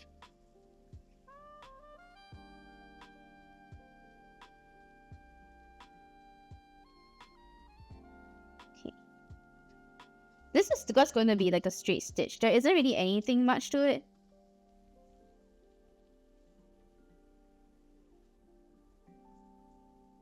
thinking whether or not... Okay, yeah, it goes through the black color thing as well. So, just gotta follow it. Like that. The most important thing that it has to go through the other two loops, as you can see. I don't know if you can see it. It has to go through like the... Not only like the back, but also like the blue color part that came out. So... Gonna put it in like that. This actually, by all means, a pretty straightforward sewing.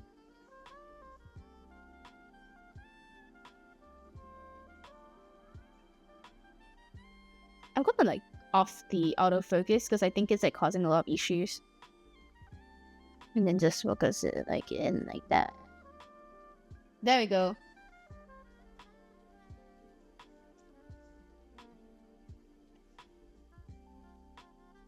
I think I have patched this bag up before. I think the last time I broke it, it was my fault too. Because the sewing looks a lot like mine. Okay, there we go. Let's see if it actually... Okay, yeah, good.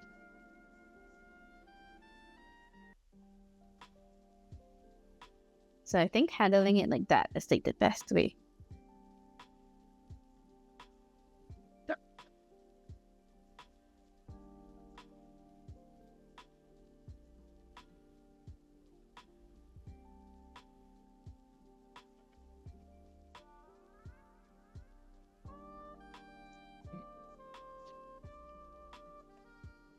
Generally with this kind of like bags, I usually don't place too much emphasis on like how it looks as long as it gets the job done.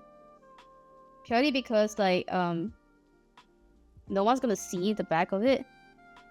Like this bag is really more for practicality than actually fashion. So as long as it gets the job done, that's like the most important thing.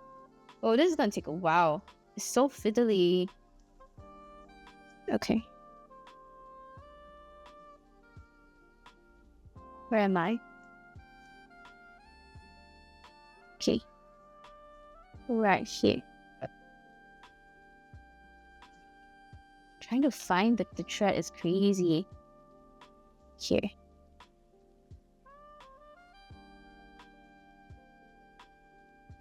Let's go in with confidence. 자신 있게. This will be so much easier if I had a sewing machine with me now. Obviously I don't, so... Ugh, I miss my sewing machine.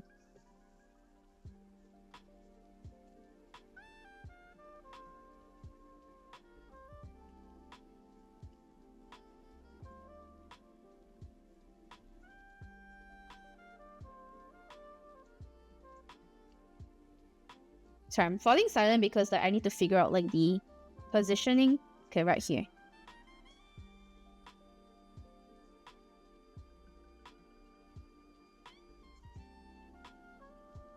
Okay.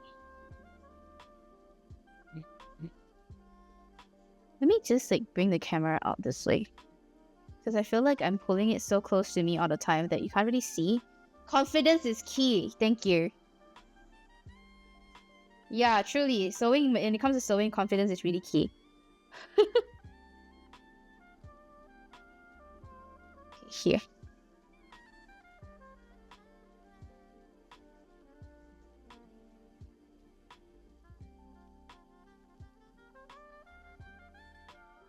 Ah, I really miss my sewing machine.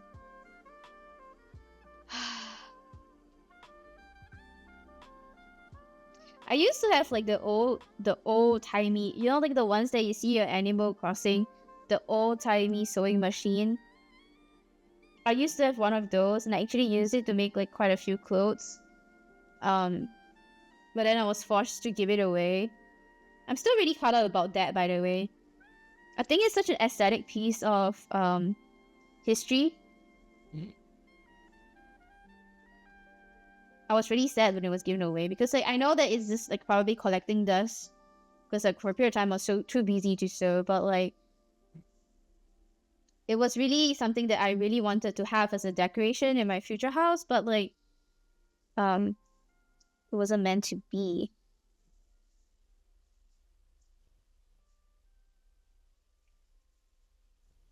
Okay,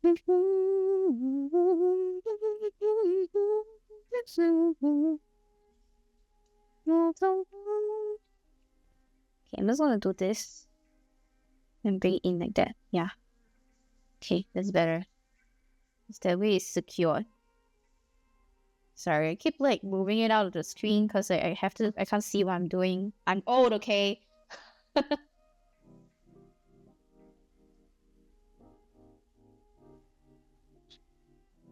And I am also not particularly adept at sewing, if you can tell. I'm literally just like feeling my way through it and hoping for the best.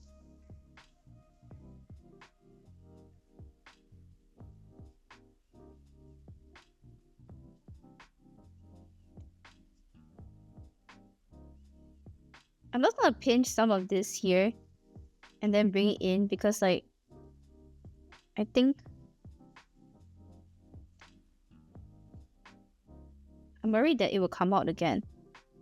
That's my biggest worry when it comes to these things. It's like when they sew it so thinly, like to the edge like that without actually like securing it. I wish they could secure it like deeper. But because they didn't, so it came out so easily. But this is a really old bag, so I would buy a new one, but like it was such a good bag that like, you know, sometimes sewing is better. I used to have a Herschel for so like I love Herschel bags. Okay. For if any of you don't know, for all of you who don't know what Herschel is a brand of bags that where is it from? It's obviously from Canada, right? And I grew up with Herschel as well. And all my bags were Herschel. I love Herschel because like one, it's so affordable. Like it's so wait, I messed up. Wait, let me just like bring this back. Like Herschel is such an affordable brand of bags. And the stuff lasts so fucking long. Like all my other things I have of Herschel is like below $100, and every single one of them has lasted me for more than 5 years. The longest lasting one I had was a backpack from them, and that bag lasted me for 10 years. Like the strap fell off, but I sewed it back on and I wore it for another 3 more years. Like that's how much like I love Herschel bags because of how hardy they are. So I highly recommend it if you're ever gonna get like a backpack that you know that is affordable and will last for a long time. Herschel is the brand that you should get. Honestly, I highly vouch for Herschel. I really wish that they never lose that particular branding, or at least that quality, because like, you know how so many brands like once they get to a certain point in their business model, they tend to lose their original philosophy. There are very few companies today, I think, that still stick with the original philosophy that they used to begin with. Especially once they become global companies, right? So, but Herschel has been consistently pretty humble in terms of like other stuff. I obviously don't know anything about their politics, if they have any at all. But you know what? I vouch for their quality. They're a really good brand. Why was I talking about Herschel? Oh, I was talking about quality of bags. Yeah. So Herschel is really good quality of bags. Not many people I know wear them because it's like for them it's just like, oh, it's just a cheap bag, you know. Everyone just wants like the branded stuff, the stuff they could show off. But like in my mind, I'm just like, well, I mean, the bag is supposed to help you carry things, right? It must look good, and it must also be good quality. And honestly, I think Herschel covers that all. Take this out for now, then I can continue on. it here. Let's not poke it through this way. I hate that there's like so many weird stuff that's like sticking in my ring. Stop. Okay.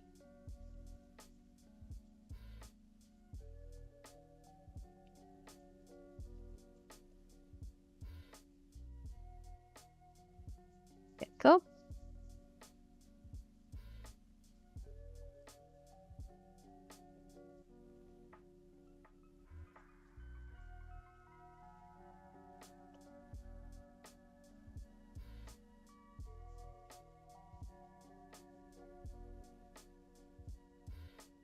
Constantly going out of frame. Oh, come on.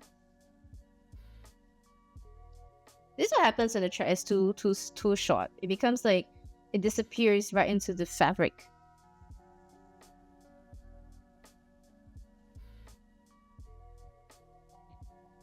There we go, come on. Yes! And I lost it again. Wait, I didn't. Amazing, I didn't.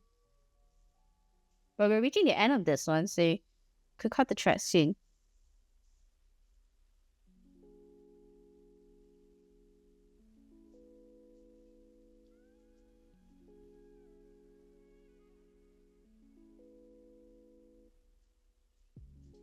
Okay. When it reaches the ending like that, it's so much easier to like shred it in because it's like everything just comes together.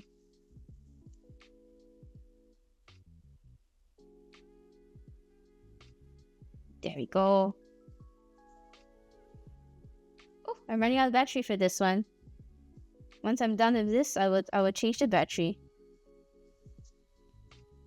You know, like I was looking for like another Canon battery because I'm using like Canon EOS 70D right now. Like it's an old camera, right? Old but good camera. And like I've been trying to get another like battery pack with the original like Canon battery pack for it.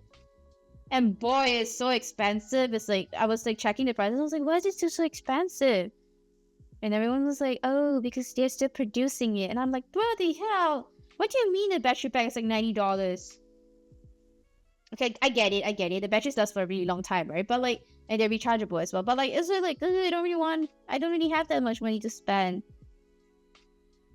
That is way too much money for a battery pack. At least in my opinion. Especially for like an old camera. Like, if it's a new camera, I understand. But, like, because this is an old camera, I'm a bit like, well... that's a bit much, isn't it?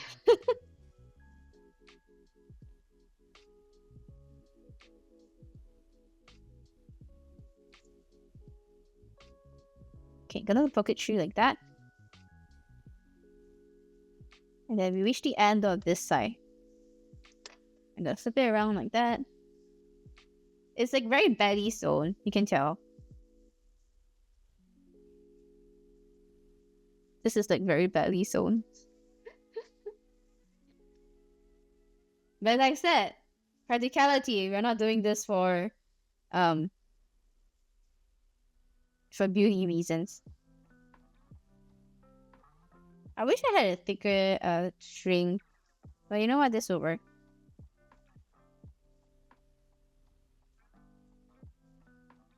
Just gonna like knot it as much as possible so that it will not come out.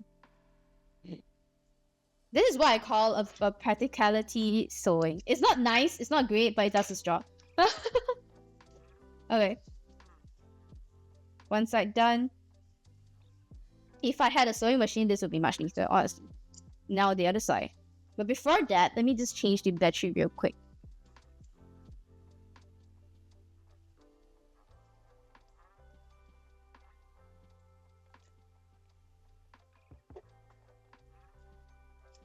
Off to the other side.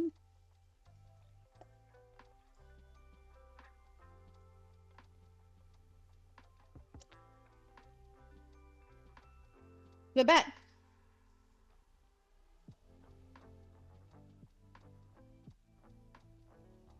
Okay. Where's my black thread?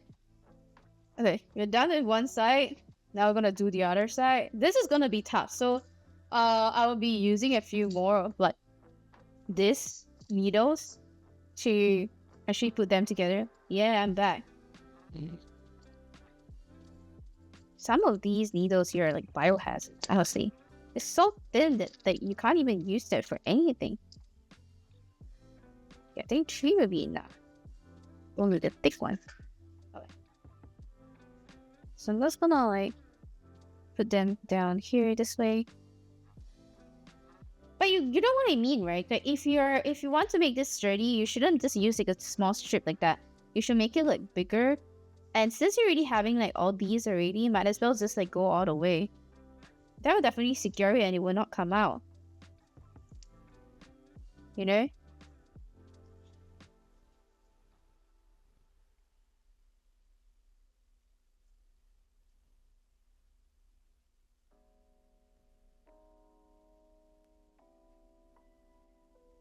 Just pushing it through. Come and secure yourself, baby. There you go.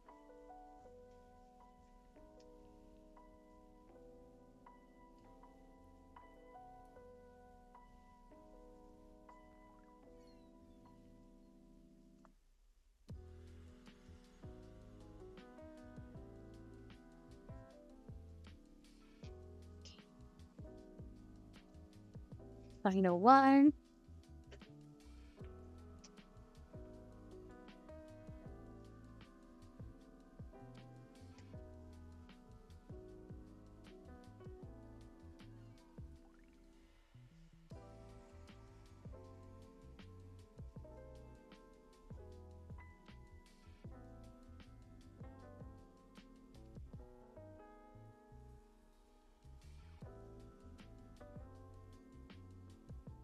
There we go. We secured it like that. I'm probably gonna start from the bottom upwards like that because it will be easier. I don't know if I have enough black thread, but if we don't, we can switch to blue. Thankfully, the threads are pretty dark in shade, so it should be fine. Gonna do the same thing as this now. Let's make a longer one this time, about like here. Yeah. Anyway, don't ever make your threads too long because like if you're too long, you're just gonna like cause it to knot up when you're sewing. And you don't want that, especially with such thin thread. Oh, nearly toppled my cup.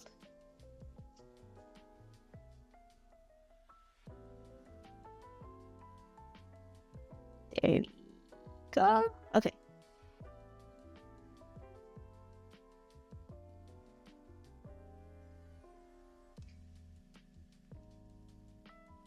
Now that's a great tip. You know, you sound like somebody from Animal Crossing.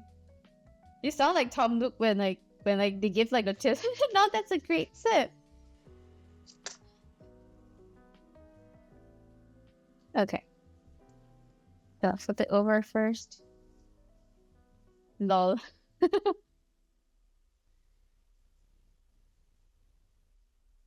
Okay. So here.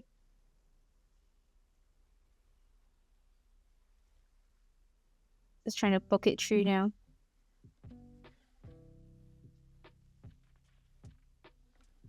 Okay, it went through, not where I wanted to go, but like it went through. Bring it out. Closer. While here. Sometimes I really think that sewing is a lot about feeling. Because like if you don't feel it, you don't even know where you're gonna be at.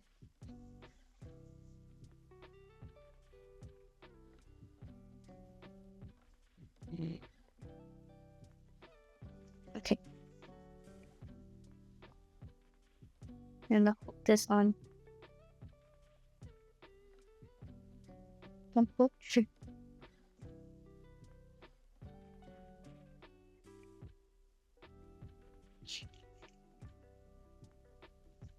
There you go.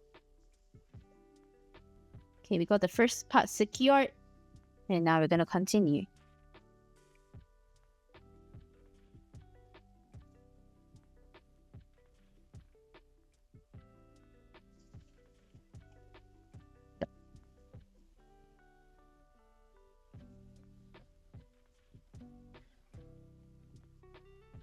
Okay, let's try and make this one a bit more tidy, because it's not the other one was really untidy.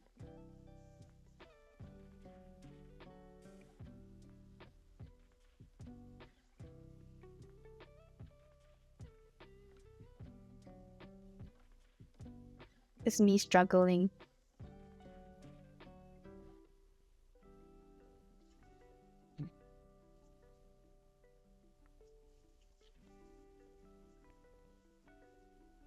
But honestly, this always like sewing makes me respect people who actually does like who actually like experiment with like the old timey sewing skills, because those are crazy to me.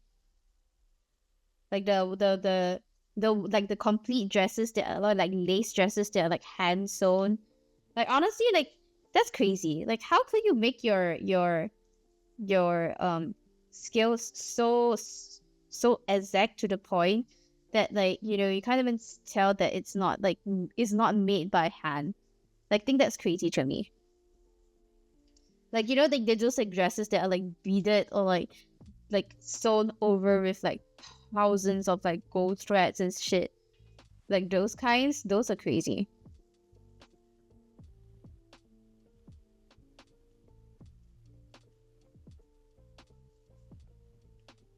Where am I?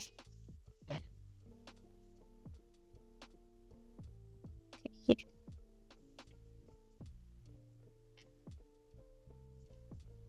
Trying to find myself.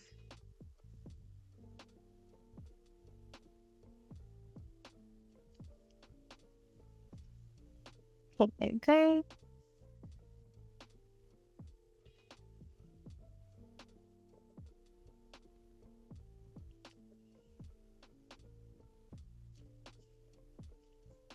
There we are. Oh, it came out. Oh, maybe I should do embroidery next year. I used to dabble in embroidery, but I stopped for a period of time because I was like obviously I had to go back to work and everything, and I just ran out of time to embroider. And also I feel like embroidery is a very like imposition thing, like sitting down like that, then doing it. Whereas knitting I can like do it on the go. Embroidery you can't do it on the go. It's too difficult. Like there's so many factors that like you might prick someone with a needle, your needle might fall off. So it's not as mobile as knitting is. And maybe that's why like haven't really gotten around to it.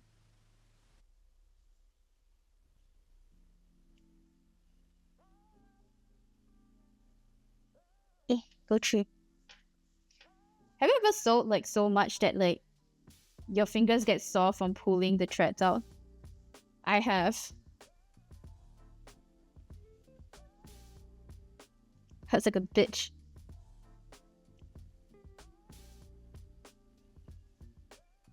Have I done this portion yet?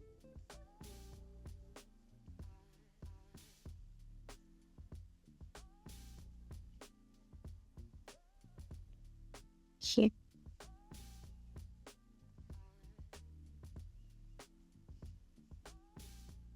Thankfully, you only reached that once. Aren't you glad?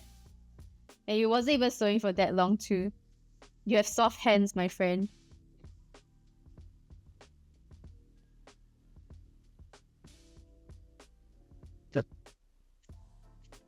It gets really annoying when your hand gets like really sweaty as well.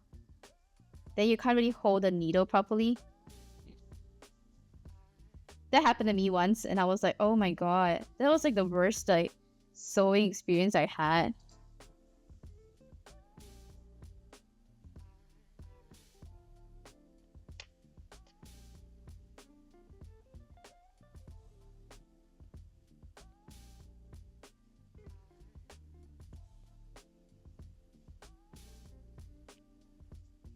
Let me see, where am I? Shit.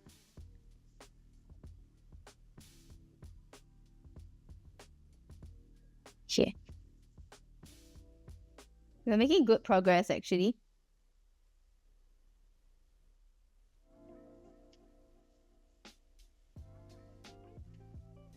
This is a very simple sew, to be honest.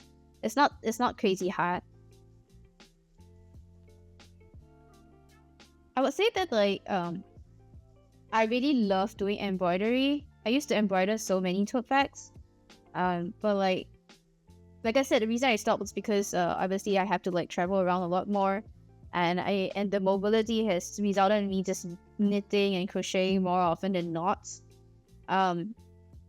I do love embroidery though, and I do think that embroidery and crochet and knitting are very good combinations.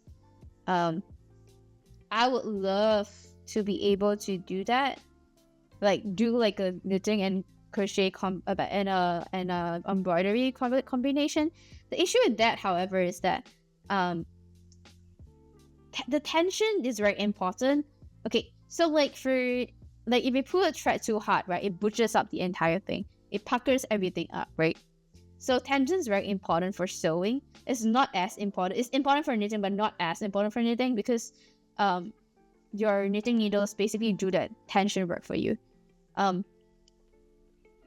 But like when you're knitting, like the tension for knitting and the tension for sewing is so different. So when you actually embroider a knitted piece, the chances of you puckering up the knitting is a lot higher. And because of that, it's so difficult to embroider on knitted pieces. But I have seen people do that before, and it's so beautiful that I really want to try out myself. But like I don't know, I don't think I can. Knowing me, it's probably gonna pucker up almost immediately.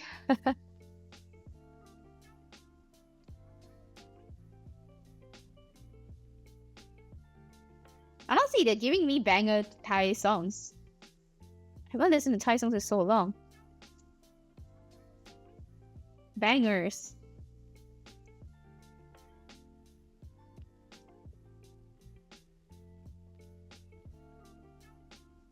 Oh no, come on.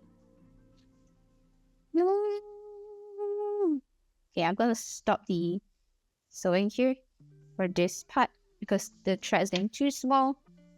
Yeah, it's a lot easier than the other side. It's not great still, but it's better.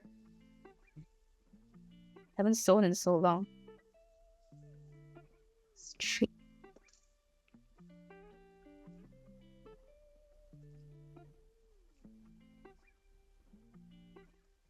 There we go. Okay.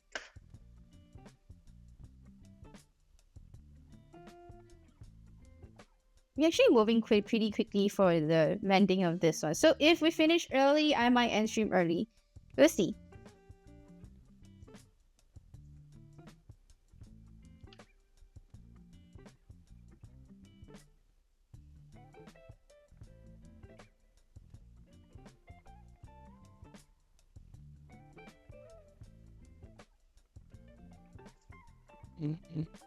Okay, there we go.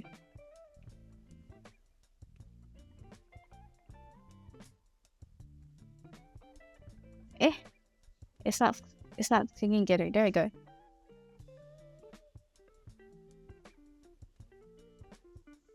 Time for another thread right here.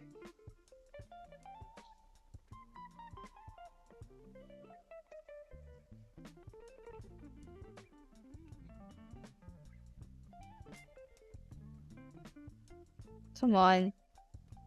There we go.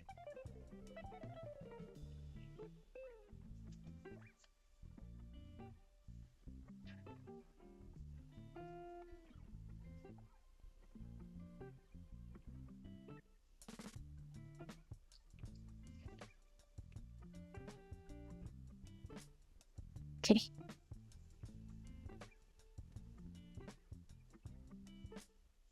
The starting is always the most nifty because you literally have to find that hole to poke it through. But then once you get that down, you don't have to worry.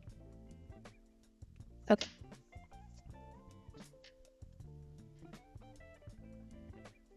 But the issue with sewing with like black thread is that you can never tell where the fuck you are. That's my problem. I just have very bad eyesight. Oh yeah. My mistake just now was that I didn't leave the needle in. If I did, it would have been easier for me to figure out where everything is because it secures like the thing in. The colors do trip you out too, yeah. But like, you know, if you don't have it in the same color, it's gonna look ugly. There is something there is a subculture, I wouldn't call it a subculture, like a subgenre of sewing, or at least patching, called visible mending. I tried that once before. It was so much fun. Like, visible mending is so pretty. I think people who do visible mending, I mean, obviously talented, they also have to be very secure in their sewing skills, because like visible means that you can see what is going on, right? Like, it complements the outfit, it complements like the original garments, but also stands out. That's why it's called visible. And if you do it badly, it's gonna look really bad. So I feel like visible mending is really not for the weak. It has to be like somebody who actually already knows like what they're doing and how to do it. Not me though. I think I'm still very far from being able to do visible mending. I could try, but like I just don't think it'll be a very good job. I do want to get a book on it though. There was a book at like my local knitting store that sold like the visible mending book. It was like darning, I think it's called darning. Ouch, just poked myself. But yeah, I would love to learn how to visible mend someday.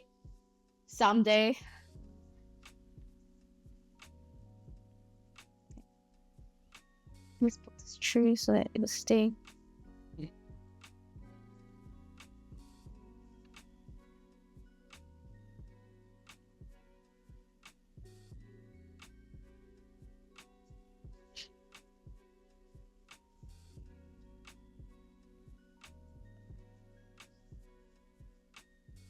Come on.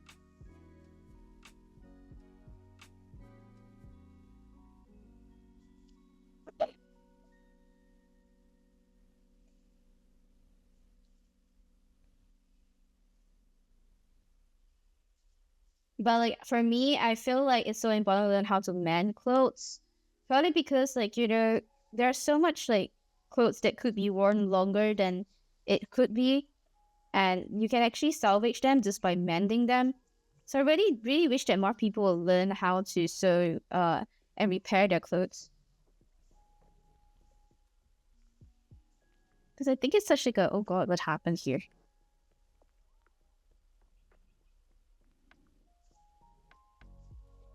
Oh.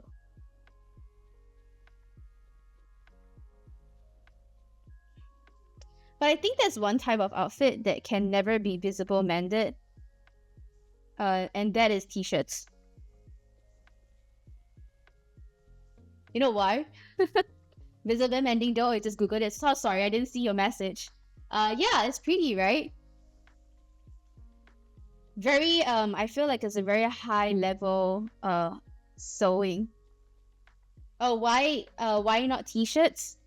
Because, okay, I don't mean button shirts, I mean like the t-shirt, like the shirt that the pullover shirts, the stuff that you can see Uniqlo and all that stuff, right? Main reason why is because they're manufactured to, at least from my opinion, this is just purely my opinion, I don't think anyone else actually might, I think people might have different opinions than me, but because those shirts are so, are made to not be long lasting. You're supposed to wear it for like a period of time and then throw it out. Because the quality of the cotton isn't like amazing.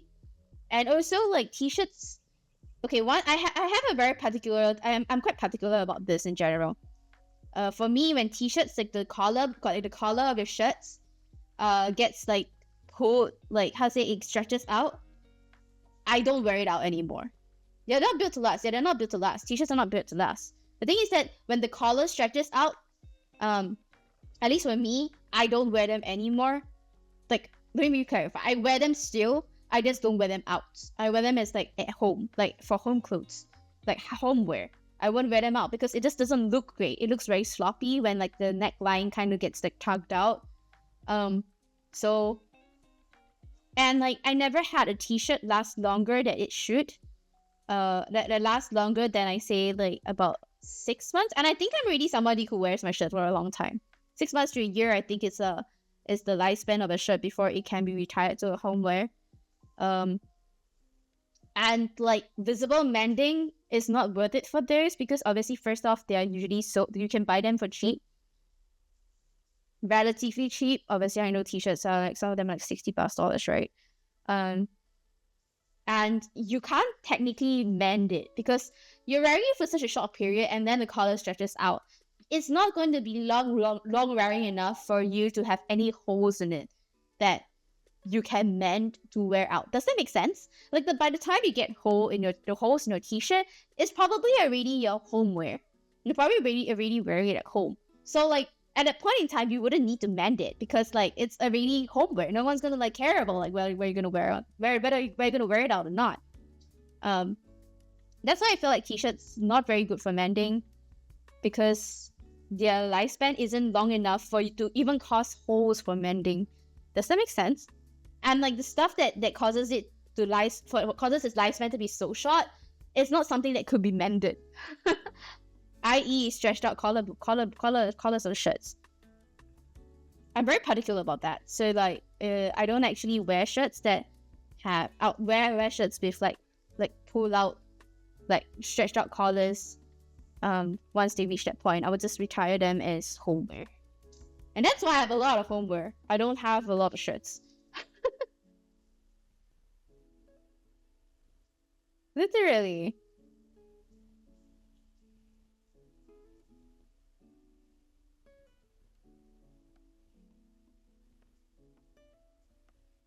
Where am I? Here.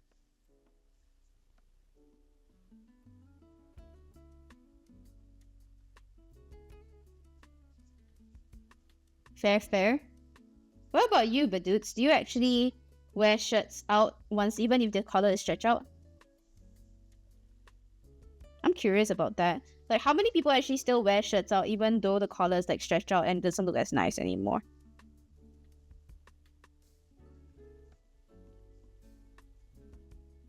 Because I know that I'm probably one of the few people who are actually really that particular, but it's usually people who really care a lot about fashion.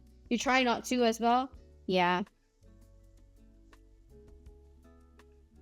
Because I feel like it's a lot of people who care a lot about fashion that is very particular about like collars.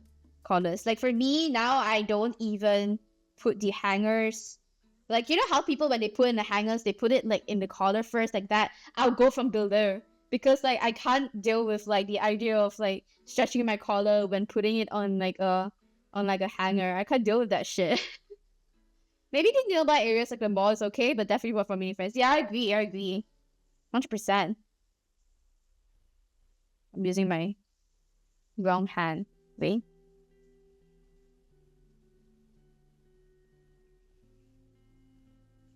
There we go. I'm going to reinforce the top part a bit more because it doesn't seem as secure as I like it to be.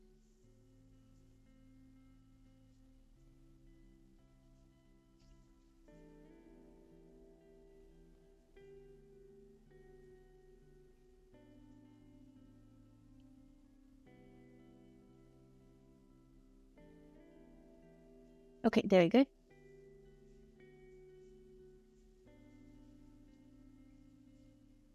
I have heard of people who are like crazy about fashion to the extent that they won't wash their clothes. Like they don't wash any of their clothes. Like the ones that they wear out, they don't wash it. Only like if they're like wearing like t-shirts that like dry fit and stuff that they're going to use at home constantly, then yeah, they wash that.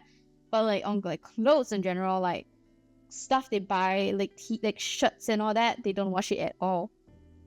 Like they literally don't even send it for dry clean. Like I think minimum is dry clean, but like only for very rare pieces. Most of the time they just don't wash their clothes. And I think that's like, no offense, a bit gross, but like also like, you know, I mean, it just reflects like the Shama that's mad. It's true, people do that. It's crazy, right? But yeah, people who are crazy about fashion that don't want their clothes to like wear or anything, they actually don't wash it. They literally just wear it and then put it back in the closet. I'm not kidding. They air it out and then they put it back in the closet. It's crazy. I can't do it, obviously. But I know people who've done that.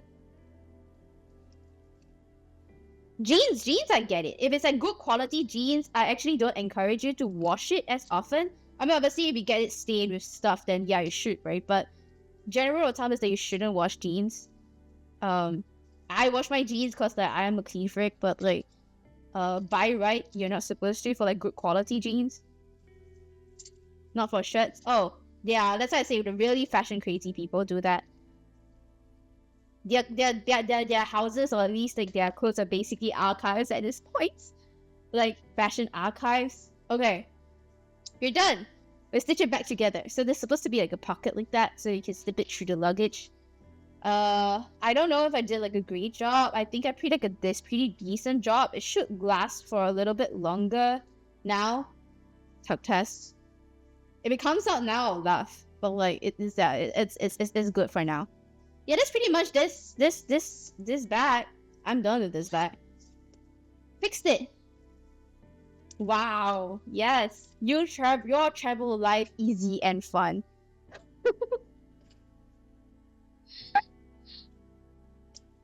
And yeah, we were freaking done with this. Amazing. And we finished it in 2.5 hours. That's amazing. Amazing job, honestly. I don't have anything else to mend, honestly. I feel like if anyone's coming in now, they'll be like, what, do we miss an entire thing? And I'm like, yeah, I'm sorry, you did. But that's fine. You can always just rewind and watch it. And if like you feel bad that like you didn't get to see the rest of it, it's fine. I'll probably always be sewing something else eventually, knowing myself.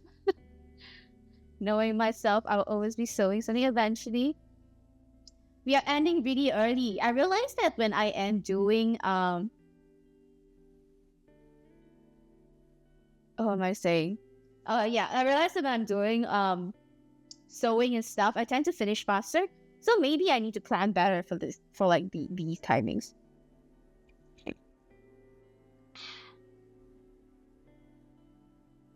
I wish I could animate Turtle to be able to, my avatar to be able to drink tea. But I don't think that's possible. It is what it is. My neck is hurting. I think it's also because like I haven't carrying so much stuff around. My neck has been hurting for a little bit. Sip sip. Yes. Sip sip indeed. I think I should okay, I honestly have nothing else left to do. I have pretty much done everything I want to do for this year. If anything, I would say that I'm just really happy that like I get a chance to be able to VTube and do all these things. And I'm sorry. I'm sorry, Mom. I'm sorry.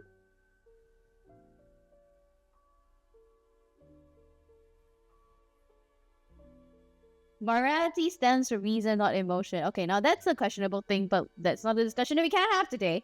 They'll be going through a lot of things. Oh yeah. So the other thing is like for streams that has to do with reading. I want to do lectures.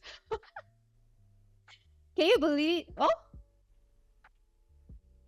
Lem has leveled up. Why? Why did Lem level up? What was the reason?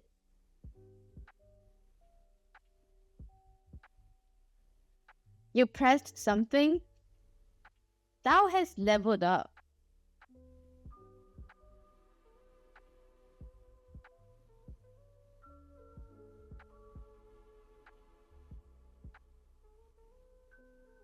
Well, you press something, he leveled up. Please press it more. I need. It would be nice if like they could level up a bit more. Let me change the 8. That's so cute. I didn't realize you could level up. Oh, you petted it. That's so adorable.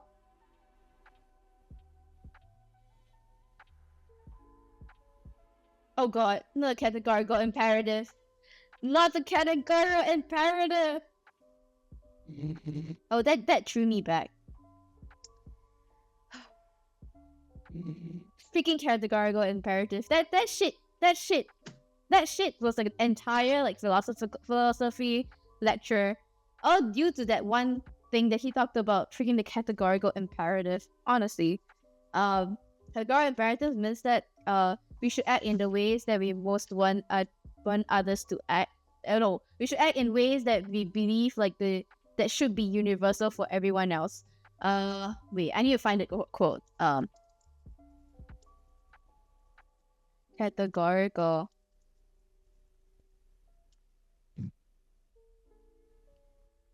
Oh yeah, okay, found it. Always act in such a way that you can also will that the maximum of your action should become a universal law. So what that means is that you should always act in a way that you want everyone else to act. So for instance, don't murder people. If you expect other people not to murder other people, then you shouldn't do it yourself. Something like that. Yeah, that's like the basic of it. But obviously, categorical imperatives doesn't take into consideration context. Doesn't take into consideration cultural differences as well. Kant was a philosopher during a time when people like to talk about things in a universal manner, without taking into consideration that not everything is not universal. Probably because obviously we're born in different places, different times, with different languages, different customs, and all of that determines what is universal to us, like as individuals. And because of that, it is different for everyone. It becomes very difficult to be able to determine what is universal. And it actually brings to the question whether or not something can even be universal in the first place. But yeah, with that said, I think it'd be fun to have like a philosophy stream. I don't know if anyone would be interested in that. I personally am a nerd for philosophy. I cannot remember many names, but if you would trigger like certain key points in me, I actually do know how to talk about them. I don't know if that would happen, but I think it would be fun if like we have to sub like talk smack streams. But we'll see. We'll see how that goes in the future. I think I am going to end stream because we actually finished what we we're gonna do today, and I'm really happy about where we ended up. So maybe let's just read out the disclaimer first. For you who just came in, thank you for coming on my stream. Just note that this stream, as with all my other streams, are part of a UBC research study about the VTubing community. So while today's content is not related to a research topic, if you chat with me via the chats, you consider it as consenting to participating. Any answer in the chat plus the recorded live stream will be used as research data. If you chat with me and realize that you don't want to be a part of this anymore, feel free to DM or email me at any time. If you want to know more about my study, feel free to check out my bio for more information. You can also contact me via social media to find out more about it. I'll be more than happy to chat with you as well. Other than that, I will be on vacation or on break for the next 2 weeks. I do need the break. It's been a long time. But I promise I'll be back with more interesting things in the new year. And I'm really excited for where Kayla's gonna go, where am I gonna go with this whole thing as well. So next year, everyone, happy holidays. Happy holidays to you and your loved ones. May you have a restful holiday season. Happy New Year. Good riddance to 025. Hope 026 will be better. I really hope. With the way things are going. Make 2026 be better. Jingle all damn bells, yes. Other than that, have a good day, have a good weekend, and I'll see you next year.